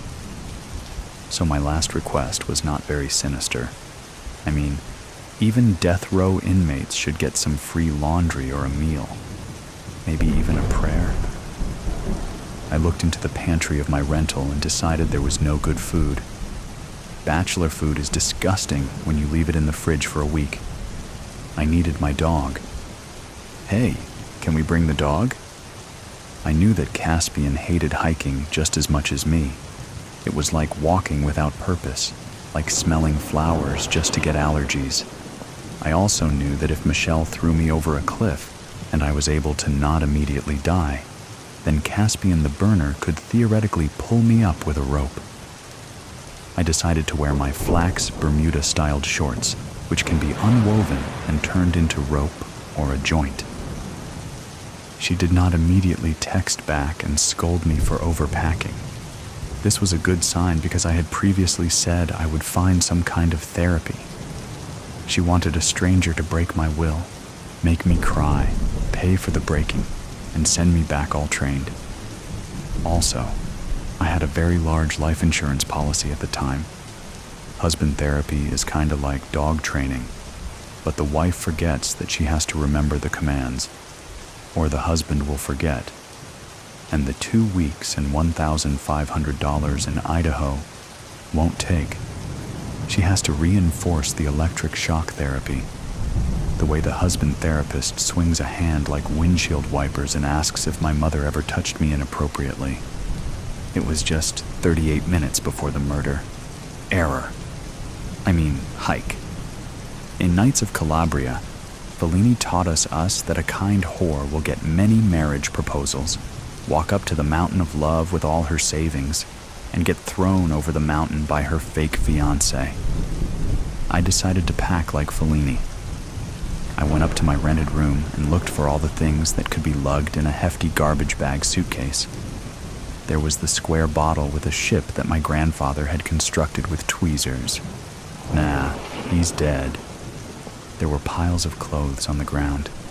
These kept me from bringing a drunk woman home.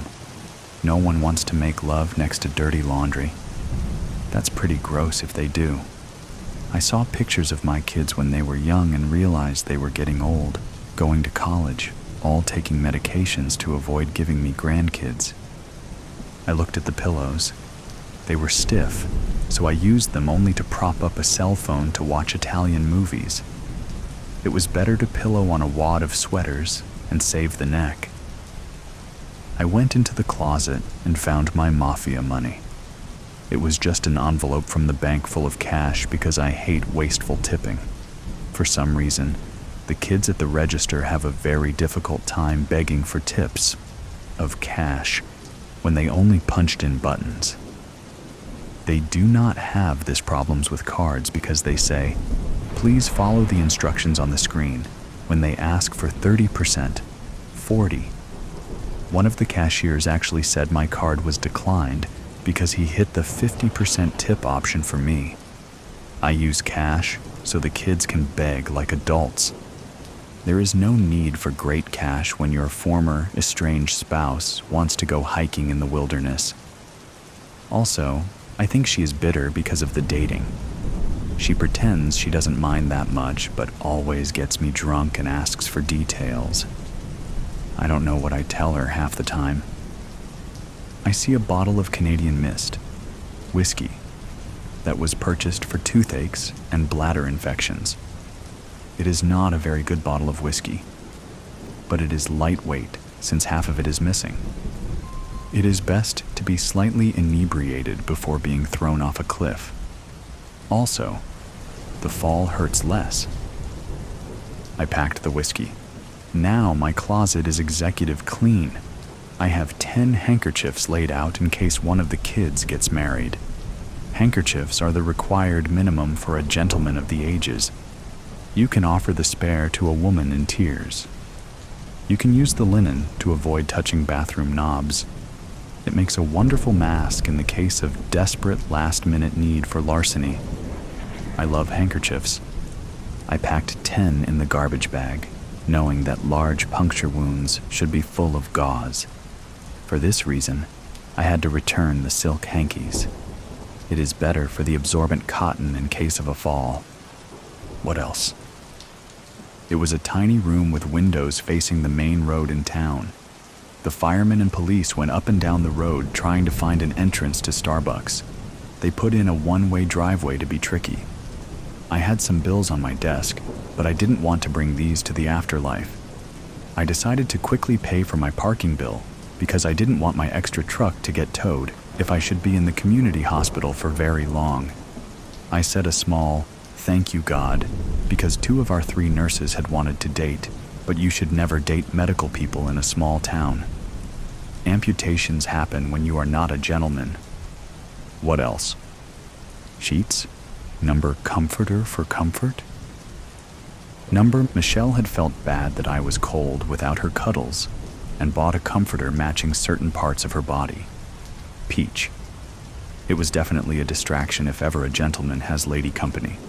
A man should have his bed colored in very serious colors, perhaps gray and black, and I needed a multi-tool. A multi-tool is the American version of a Swiss Army knife. It is neither a knife nor from the Swiss. Our multi-tools should be from Leatherman because they have pliers and blades, which do not fold back on fingers. They have finger locks. Unfortunately, I had the Lowe's knockoff multi-tool, which had already severed half of a finger. A nurse, who I did not date, stitched it back on with some weird thread that was supposed to dissolve. She kept sticking that fishhook needle and whispering, "Does it hurt? Does that hurt? What if I do this?" I didn't go back to remove the stitches, which didn't shrink or get dissolved. The nerve was actually clipped by the fake multi-tool, and I can feel the rain coming 5 days before the weatherman now. I put the multi-tool in the garbage bag with the whiskey and the handkerchiefs. 22 minutes. Now, in the smallest case that Michelle actually wanted to talk about paying for our kids' college and not throw me over the cliff, I was prepared to bring a checkbook. I would argue that the check should be endorsed to the child herself. Michelle would argue that kids might spend all the money drinking and whoring like their father. I resented that comment because our town didn't actually have any real prostitutes. in order to avoid the impasse of how the child will spend the money. For education, Michelle would push me over the cliff, wait 6 weeks, and get my life insurance. She didn't like long and sustained arguments because she was taking yoga. I decided to bring my checkbook and not transfer any money into the account. What would they say? We're sorry. He has the money in a money market, but we cannot legally transfer this money to you. Is he around? Then she would feel really silly about kicking the goose over the glade. It is important for husbands and fathers to always be useful. Do not teach them how to start a BBQ grill. They will inevitably become vegans and hire a gardener. They will keep the seat down and the toothpaste caps fully engaged. The planned obsolescence of a man starts with money. Try to get your spouse fired. In my case, this was not possible. She worked for the state. So after so many decades, the man is not necessary.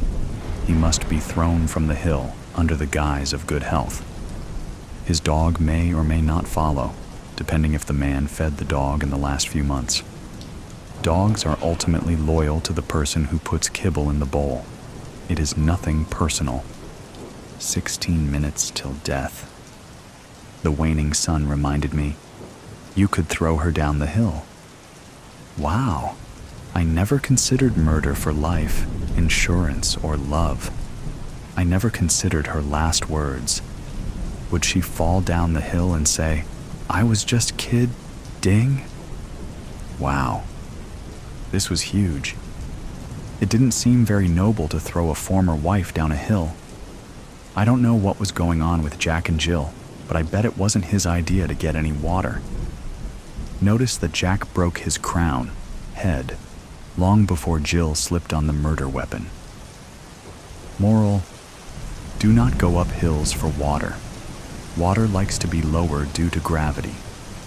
I knew that a former spouse did not really care about my good health, never dying due to exercise, but I also felt she would bring me some socks out of duty. She is prideful like that. She wants her man to die with clean socks, because a coroner will look for the meaning of death and should not be confused by bad odors, nor have to cut the socks off the body. They get stiff with grime. Also, 11 minutes. I really wanted to get some veneers before death. It seems really creepy to have a perfect white smile in death but hide the blemishes with a beard in life. The coffee struggle had taken its toll. I have never heard of anyone suing Starbucks for their loss of white. How would you even quantify the loss? You Honor, I was going to get a new hot wife, but I couldn't smile due to Starbucks stains. How much did that cost you, Mr. Go-Round? The lady from San Jose had stock options of Oracle. She's probably a billionaire. I lost this opportunity because of Starbucks stains. I would never smile. Can you show me your receipts? No, Honor. I paid in cash to avoid needless tipping. How do we know you didn't stain your teeth from Pete's coffee? Pete's roast gives me heartburn. Can you prove this heartburn? Ouch. It was going to be just like the cigarette debacle. If you smoke one Marlboro in your life, you cannot blame Camels for your cancer. Tobacco manufacturers know this and promote community smoking to destroy the single source theory. 7 minutes. In my last 7 minutes of life, before Michelle brought the dog in the Prius, before the socks were delivered, and she had a large aluminum canister of water filled with melatonin to knock me out at the summit.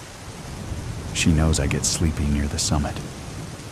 Contrary to popular notions, St. Bernards and their cousin dog, the Bernese mountain dog, do not actually have smelling salts in their saliva glands. They cannot lick you to consciousness.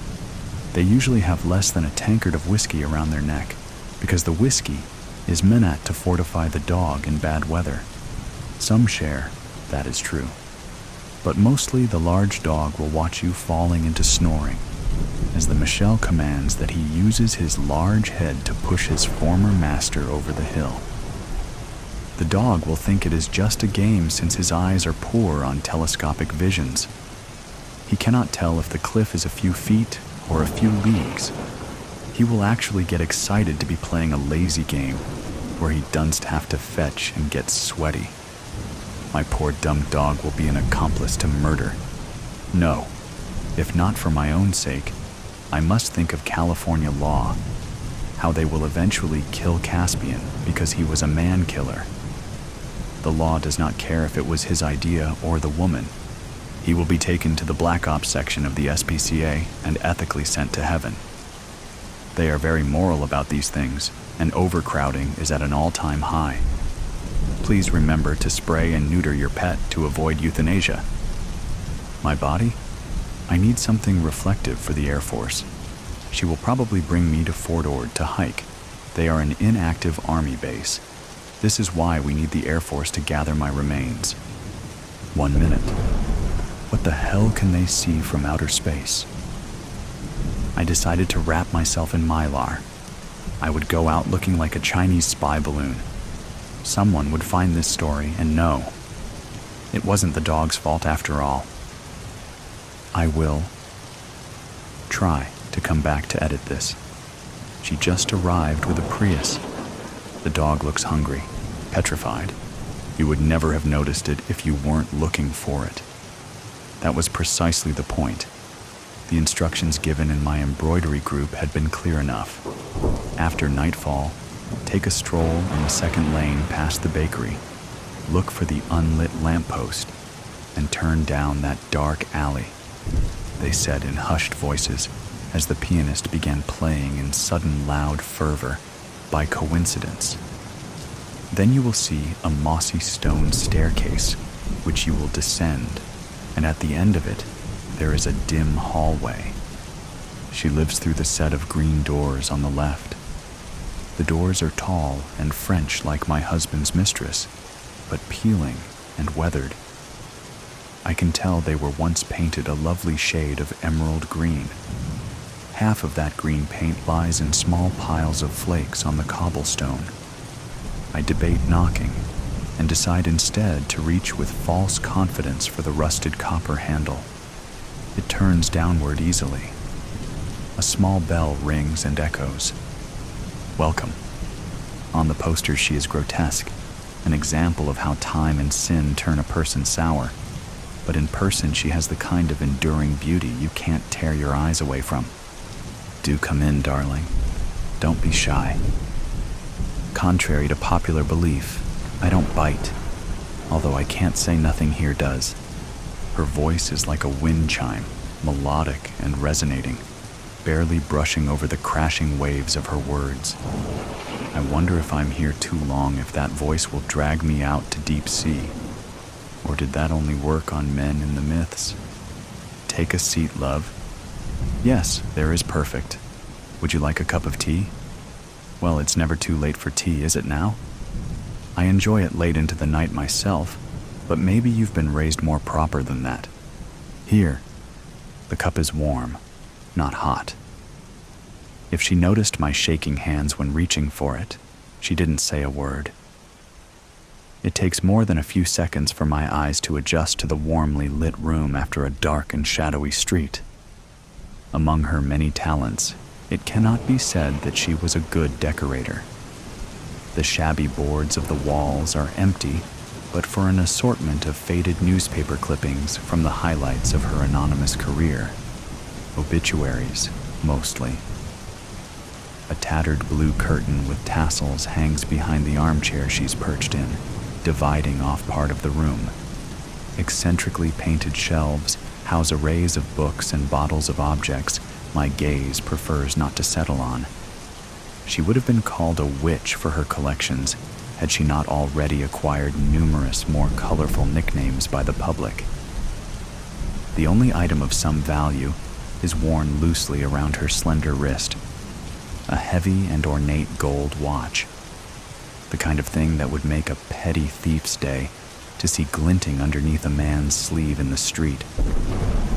She catches me admiring it and smiles thinly, holding up her arm up to eye level.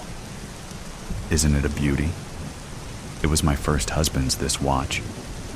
On the 10th anniversary of his death, I'm going to smash it to bits and melt the gold into a necklace for myself. I deserve a little gift from him, I think. Her laugh unnerves me, but I find myself too curious to be afraid. I politely say my condolences for her husband's death. Oh, darling, don't be sorry that that man is dead. The one good thing he did was to be the inspiration for the charity work I do. I haven't always done this. I used to be an actress, you know, a leading lady of the stage. Men would come from all over the city to see my shows, for I was beautiful then. Sometimes after the shows, they would approach me, usually blind drunk, complimenting my dress or what was underneath it, asking for a kiss or a drink or a night. And sometimes they didn't ask. My husband became my husband not because he asked, but because he damaged me. And he was rich enough to get away with it, and clever enough to know that marriage was my only option. She smooths down the skirt of her maroon dress, then looks up at me with a solemn expression I can't fully read. It isn't hard to believe she was once a sought-after woman. Though sunken in age, her cheeks are smooth, and her face looks as though it was hand-carved out of porcelain by God.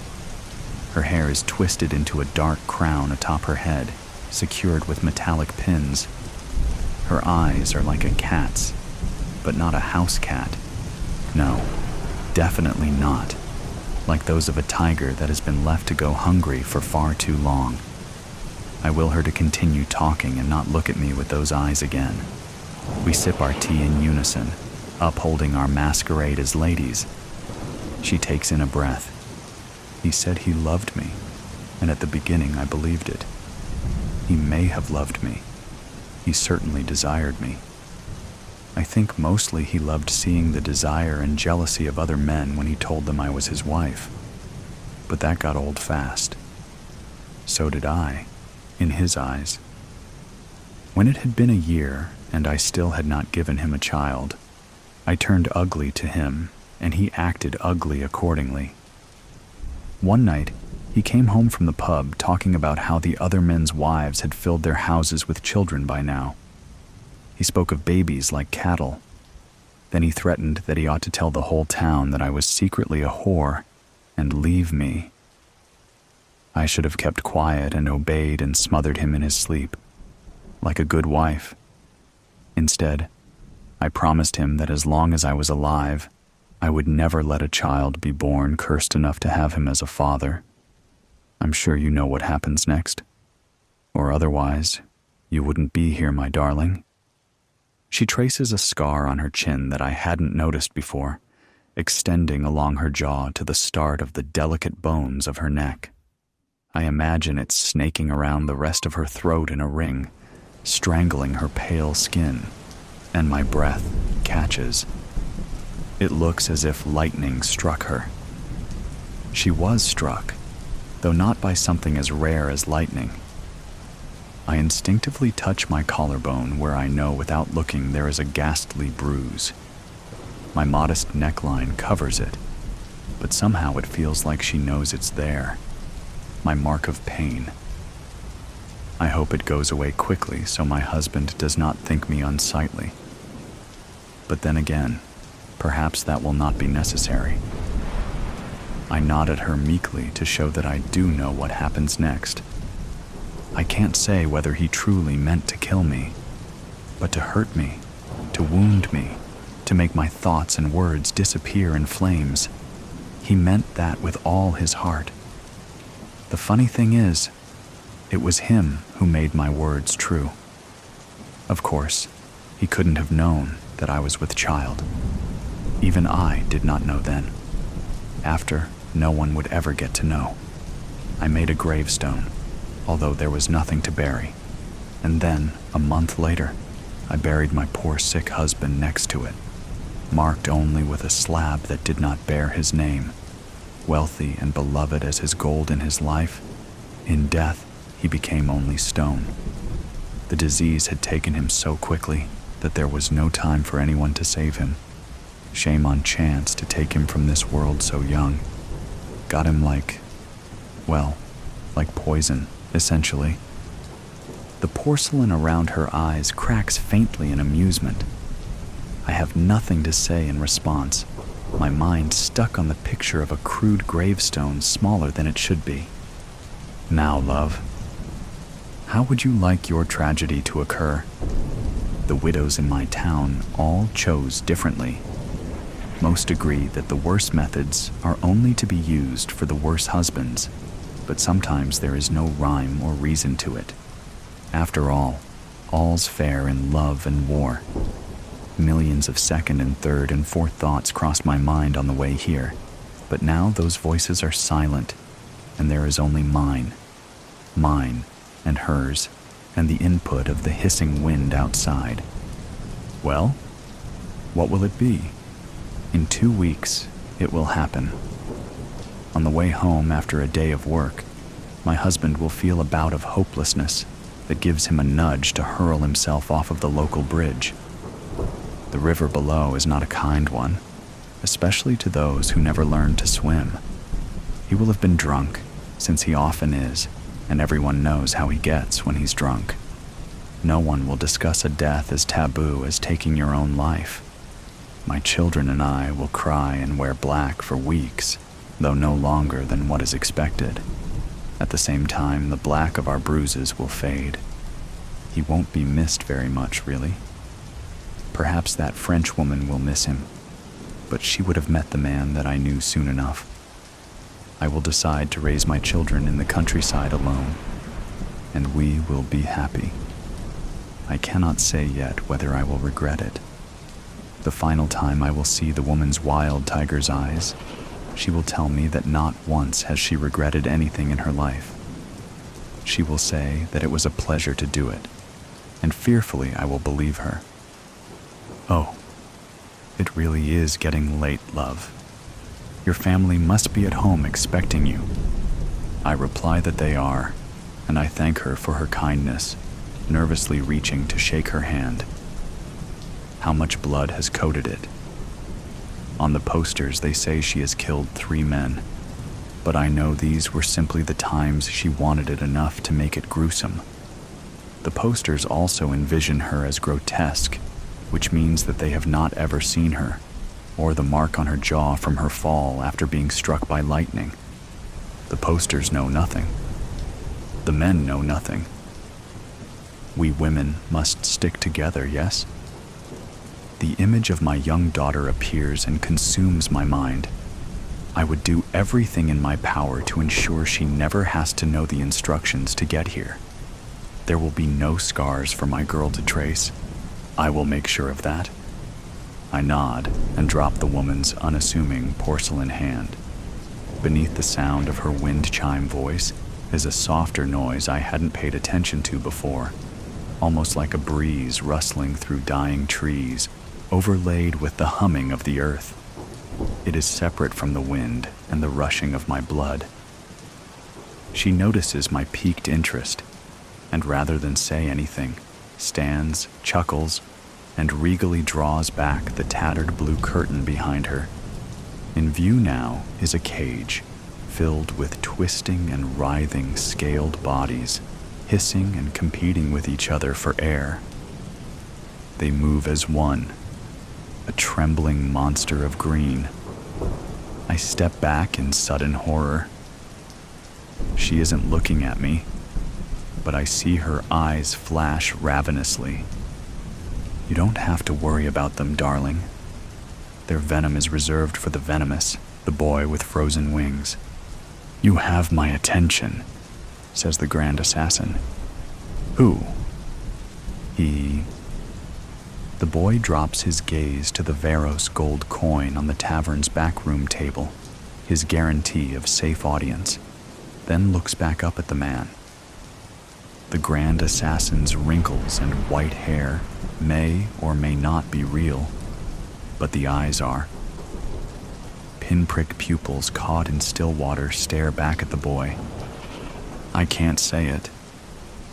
Have you heard the story of the little bird with the frozen wings? The Grand Assassin asks, "Are there 2 birds and a stone in it?" "No, lad. It's the one about the bird flying south for the winter. The air's so cold that his wings turn to ice and he falls into a meadow. Do you know what happens to this bird?"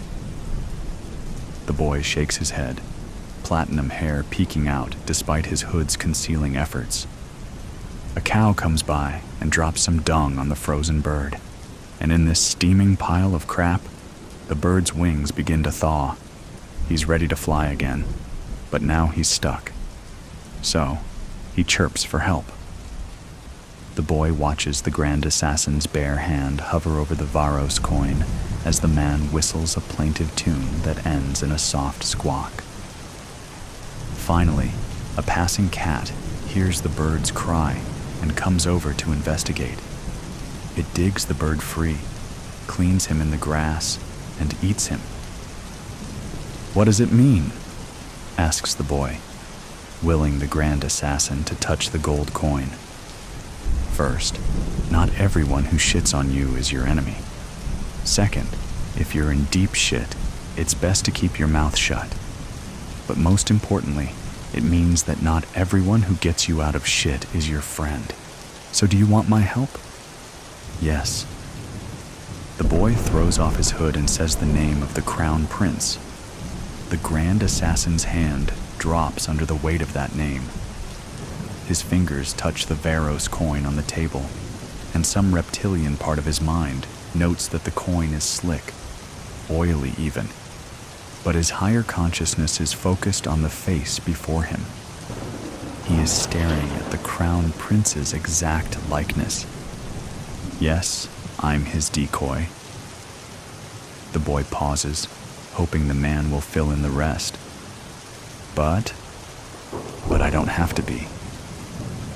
The Grand Assassin sucks in his breath once he realizes the lookalike's audacity.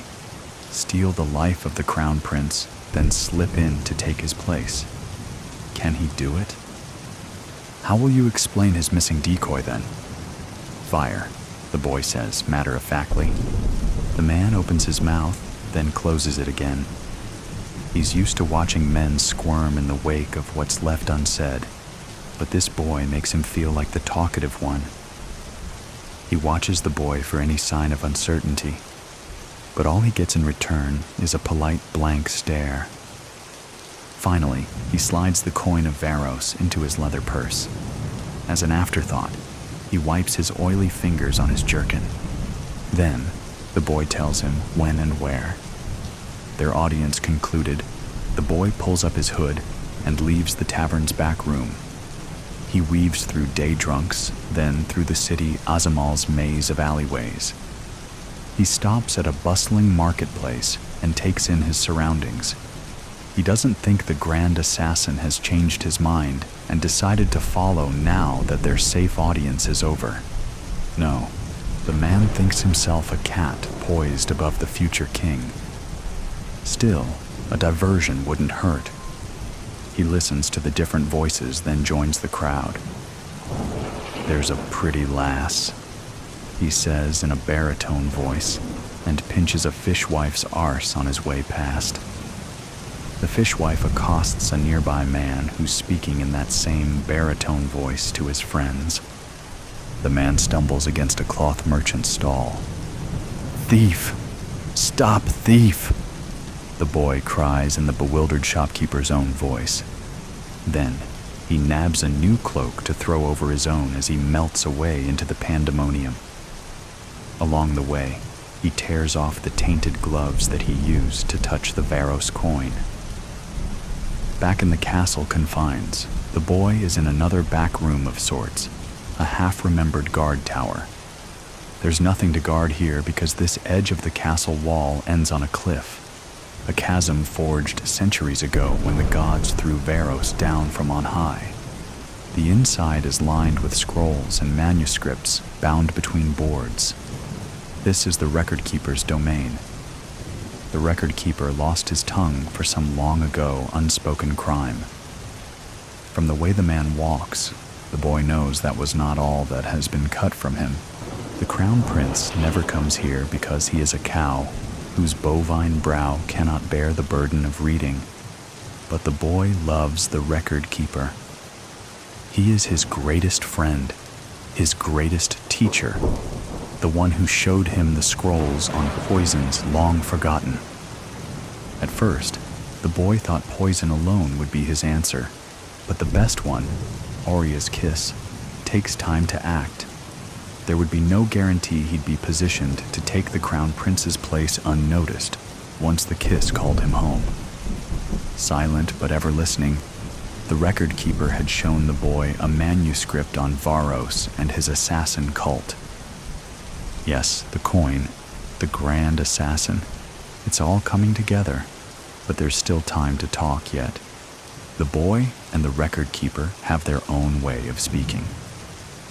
The boy blasts through his repertoire of voices while pausing to listen to the tongueless man's eyes.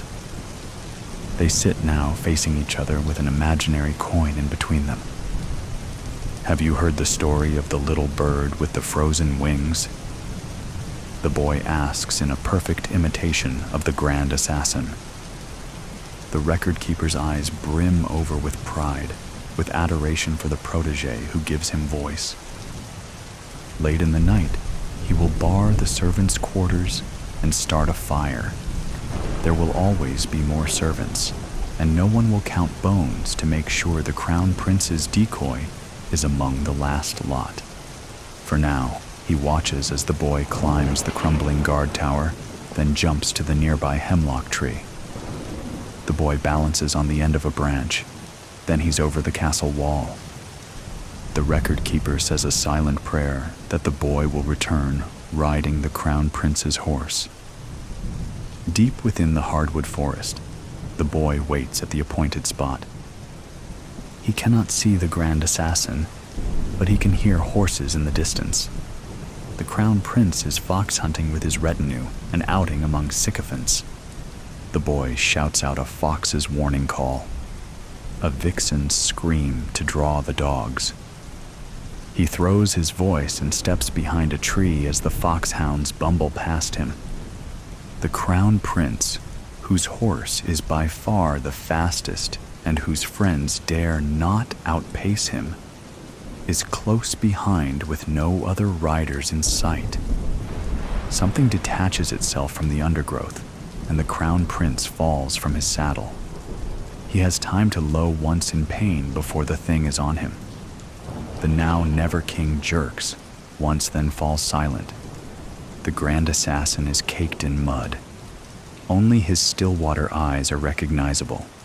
They watch as the boy pulls off the crown prince's pinky ring. A knife touches the boy's throat. The grand assassin is saying something, but his words are cut short by the sound of approaching hooves. The knife vanishes. So does the crown prince's body, as the grand assassin pulls his prey into the undergrowth. With feline grace, the boy hops onto the crown prince's horse and turns to meet his retinue. Later that night, as fire burns away the memory of the decoy, the grand assassin will stare at the night sky. The stars will shimmer and merge into one bright light as the numbness in his fingertips creeps up his arm and seeps into his heart. That will be Auria's kiss, courtesy of Varos's coin, calling him home. The grand assassin won't curse the new crown prince, the future king, who would have owed him everything. No, he'll be too busy staring at the sky and trying to take flight. As for his words cut short in the woods, the new crown prince remembers them perfectly. Remember this moment, and you will. And what will the boy of many voices with only the tongueless to know his secret do? Well, some things are better left unsaid. Psst, Jill killed Jack. I very much need some socks, pretty please, with sugar on top. This was the text that I sent to my estranged ex-wife, the one who wanted to drag me out to the wilderness under the guise of talking about financing our first child's entrance into college. I knew that she was old-fashioned and wanted to push me from a hill, just like Fellini. so my last request was not very sinister. I mean, even death row inmates should get some free laundry or a meal. Maybe even a prayer. I looked into the pantry of my rental and decided there was no good food. Bachelor food is disgusting when you leave it in the fridge for a week. I needed my dog. Hey, can we bring the dog? I knew that Caspian hated hiking just as much as me. It was like walking without purpose, like smelling flowers just to get allergies.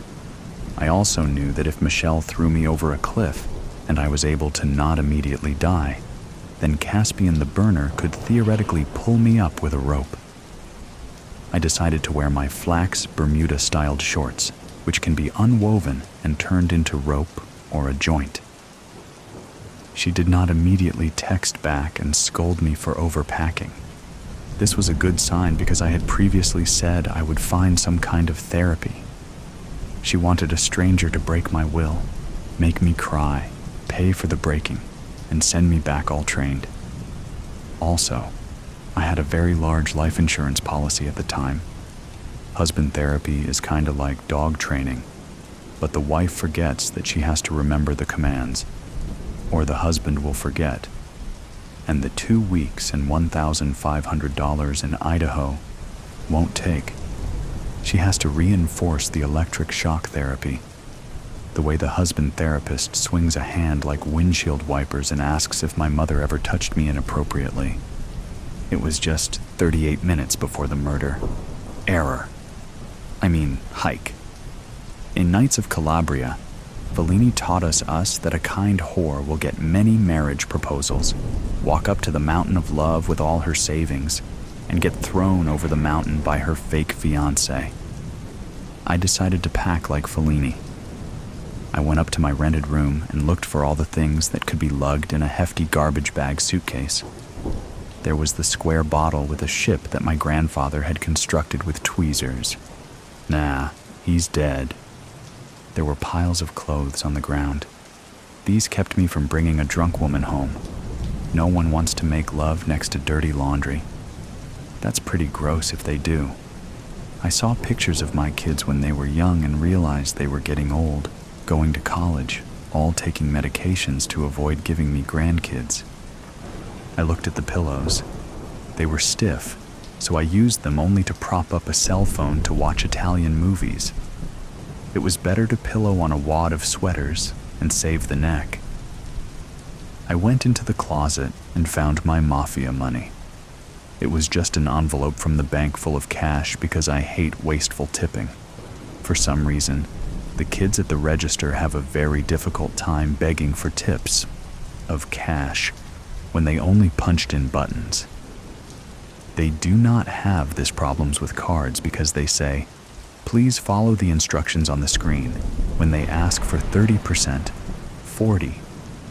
One of the cashiers actually said my card was declined because he hit the 50% tip option for me.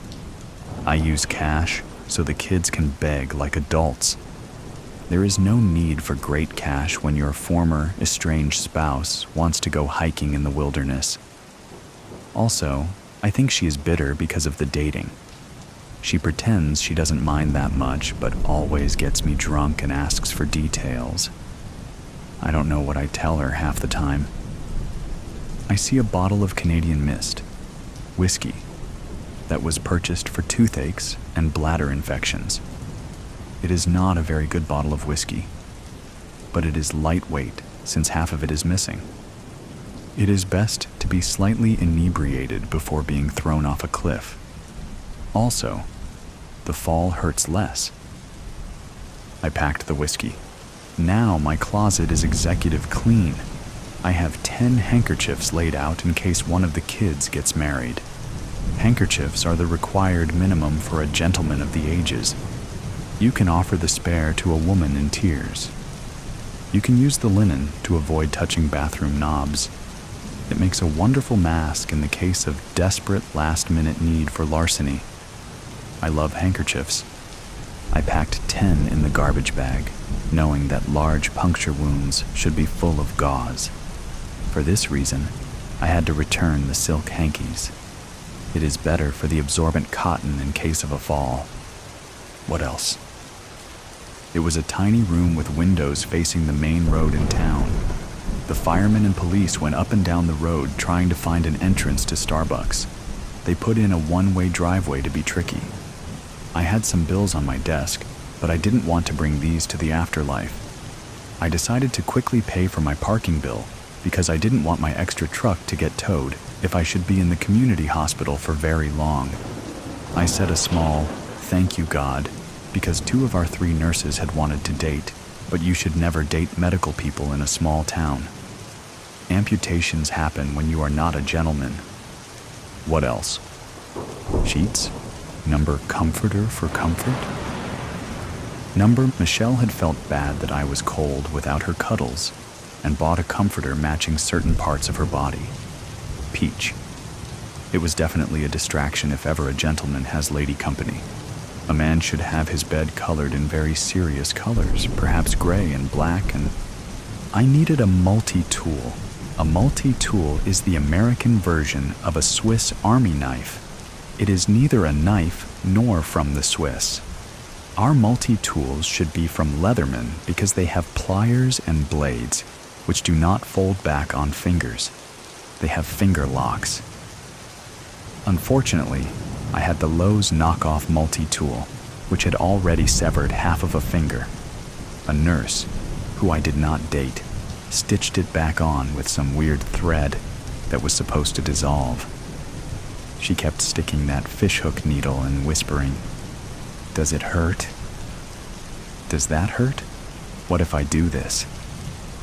I didn't go back to remove the stitches, which didn't shrink or get dissolved. The nerve was actually clipped by the fake multi-tool, and I can feel the rain coming 5 days before the weatherman now. I put the multi-tool in the garbage bag with the whiskey and the handkerchiefs. 22 minutes. Now, in the smallest case that Michelle actually wanted to talk about paying for our kids' college and not throw me over the cliff, I was prepared to bring a checkbook. I would argue that the check should be endorsed to the child, herself. Michelle would argue that kids might spend all the money drinking and whoring like their father. I resented that comment because our town didn't actually have any real prostitutes. In order to avoid the impasse of how the child will spend the money for education, Michelle would push me over the cliff, wait 6 weeks, and get my life insurance. She didn't like long and sustained arguments because she was taking yoga. I decided to bring my checkbook and not transfer any money into the account. What would they say? "We're sorry. He has the money in a money market, but we cannot legally transfer this money to you. Is he around?" Then she would feel really silly about kicking the goose over the glade. It is important for husbands and fathers to always be useful. Do not teach them how to start a BBQ grill. They will inevitably become vegans and hire a gardener. They will keep the seat down and the toothpaste caps fully engaged. The planned obsolescence of a man starts with money. Try to get your spouse fired. In my case, this was not possible. She worked for the state. So after so many decades, the man is not necessary. He must be thrown from the hill under the guise of good health. His dog may or may not follow, depending if the man fed the dog in the last few months. Dogs are ultimately loyal to the person who puts kibble in the bowl. It is nothing personal. 16 minutes till death. The waning sun reminded me, you could throw her down the hill. Wow, I never considered murder for life, insurance, or love. I never considered her last words. Would she fall down the hill and say, "I was just kid, ding"? Wow, this was huge. It didn't seem very noble to throw a former wife down a hill. I don't know what was going on with Jack and Jill, but I bet it wasn't his idea to get any water. Notice that Jack broke his crown, head, long before Jill slipped on the murder weapon. Moral: do not go up hills for water. Water likes to be lower due to gravity. I knew that a former spouse did not really care about my good health, never dying due to exercise, but I also felt she would bring me some socks out of duty. She is prideful like that. She wants her man to die with clean socks because a coroner will look for the meaning of death and should not be confused by bad odors, nor have to cut the socks off the body. They get stiff with grime. Also, 11 minutes. I really wanted to get some veneers before death. It seems really creepy to have a perfect white smile in death but hide the blemishes with a beard in life. The coffee struggle had taken its toll.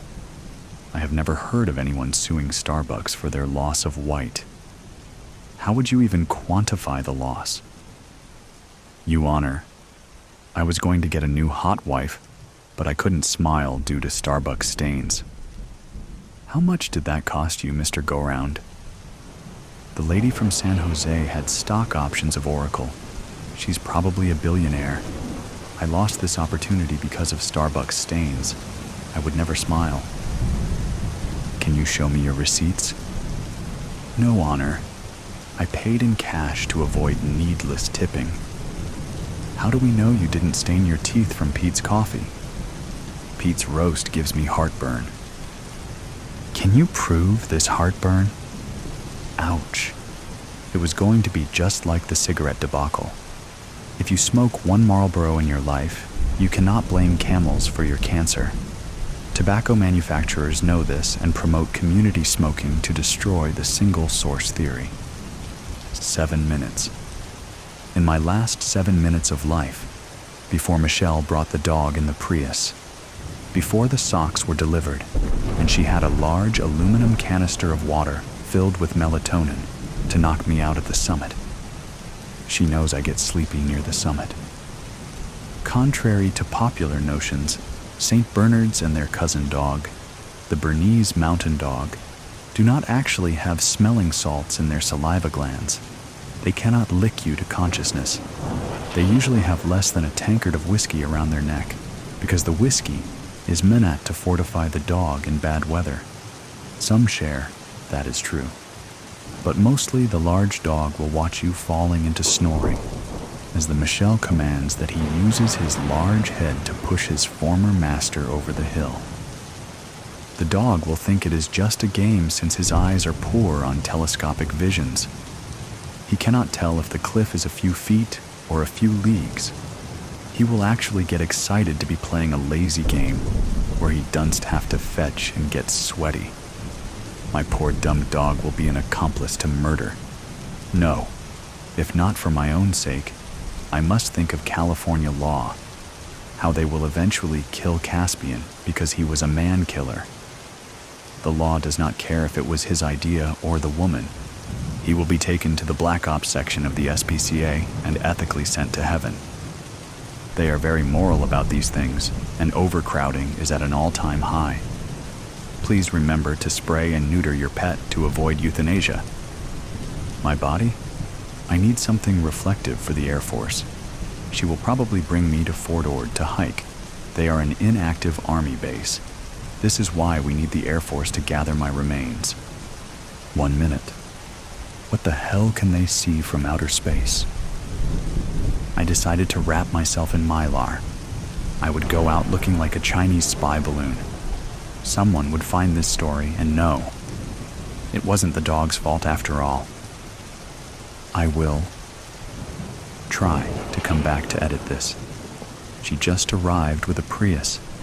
The dog looks hungry.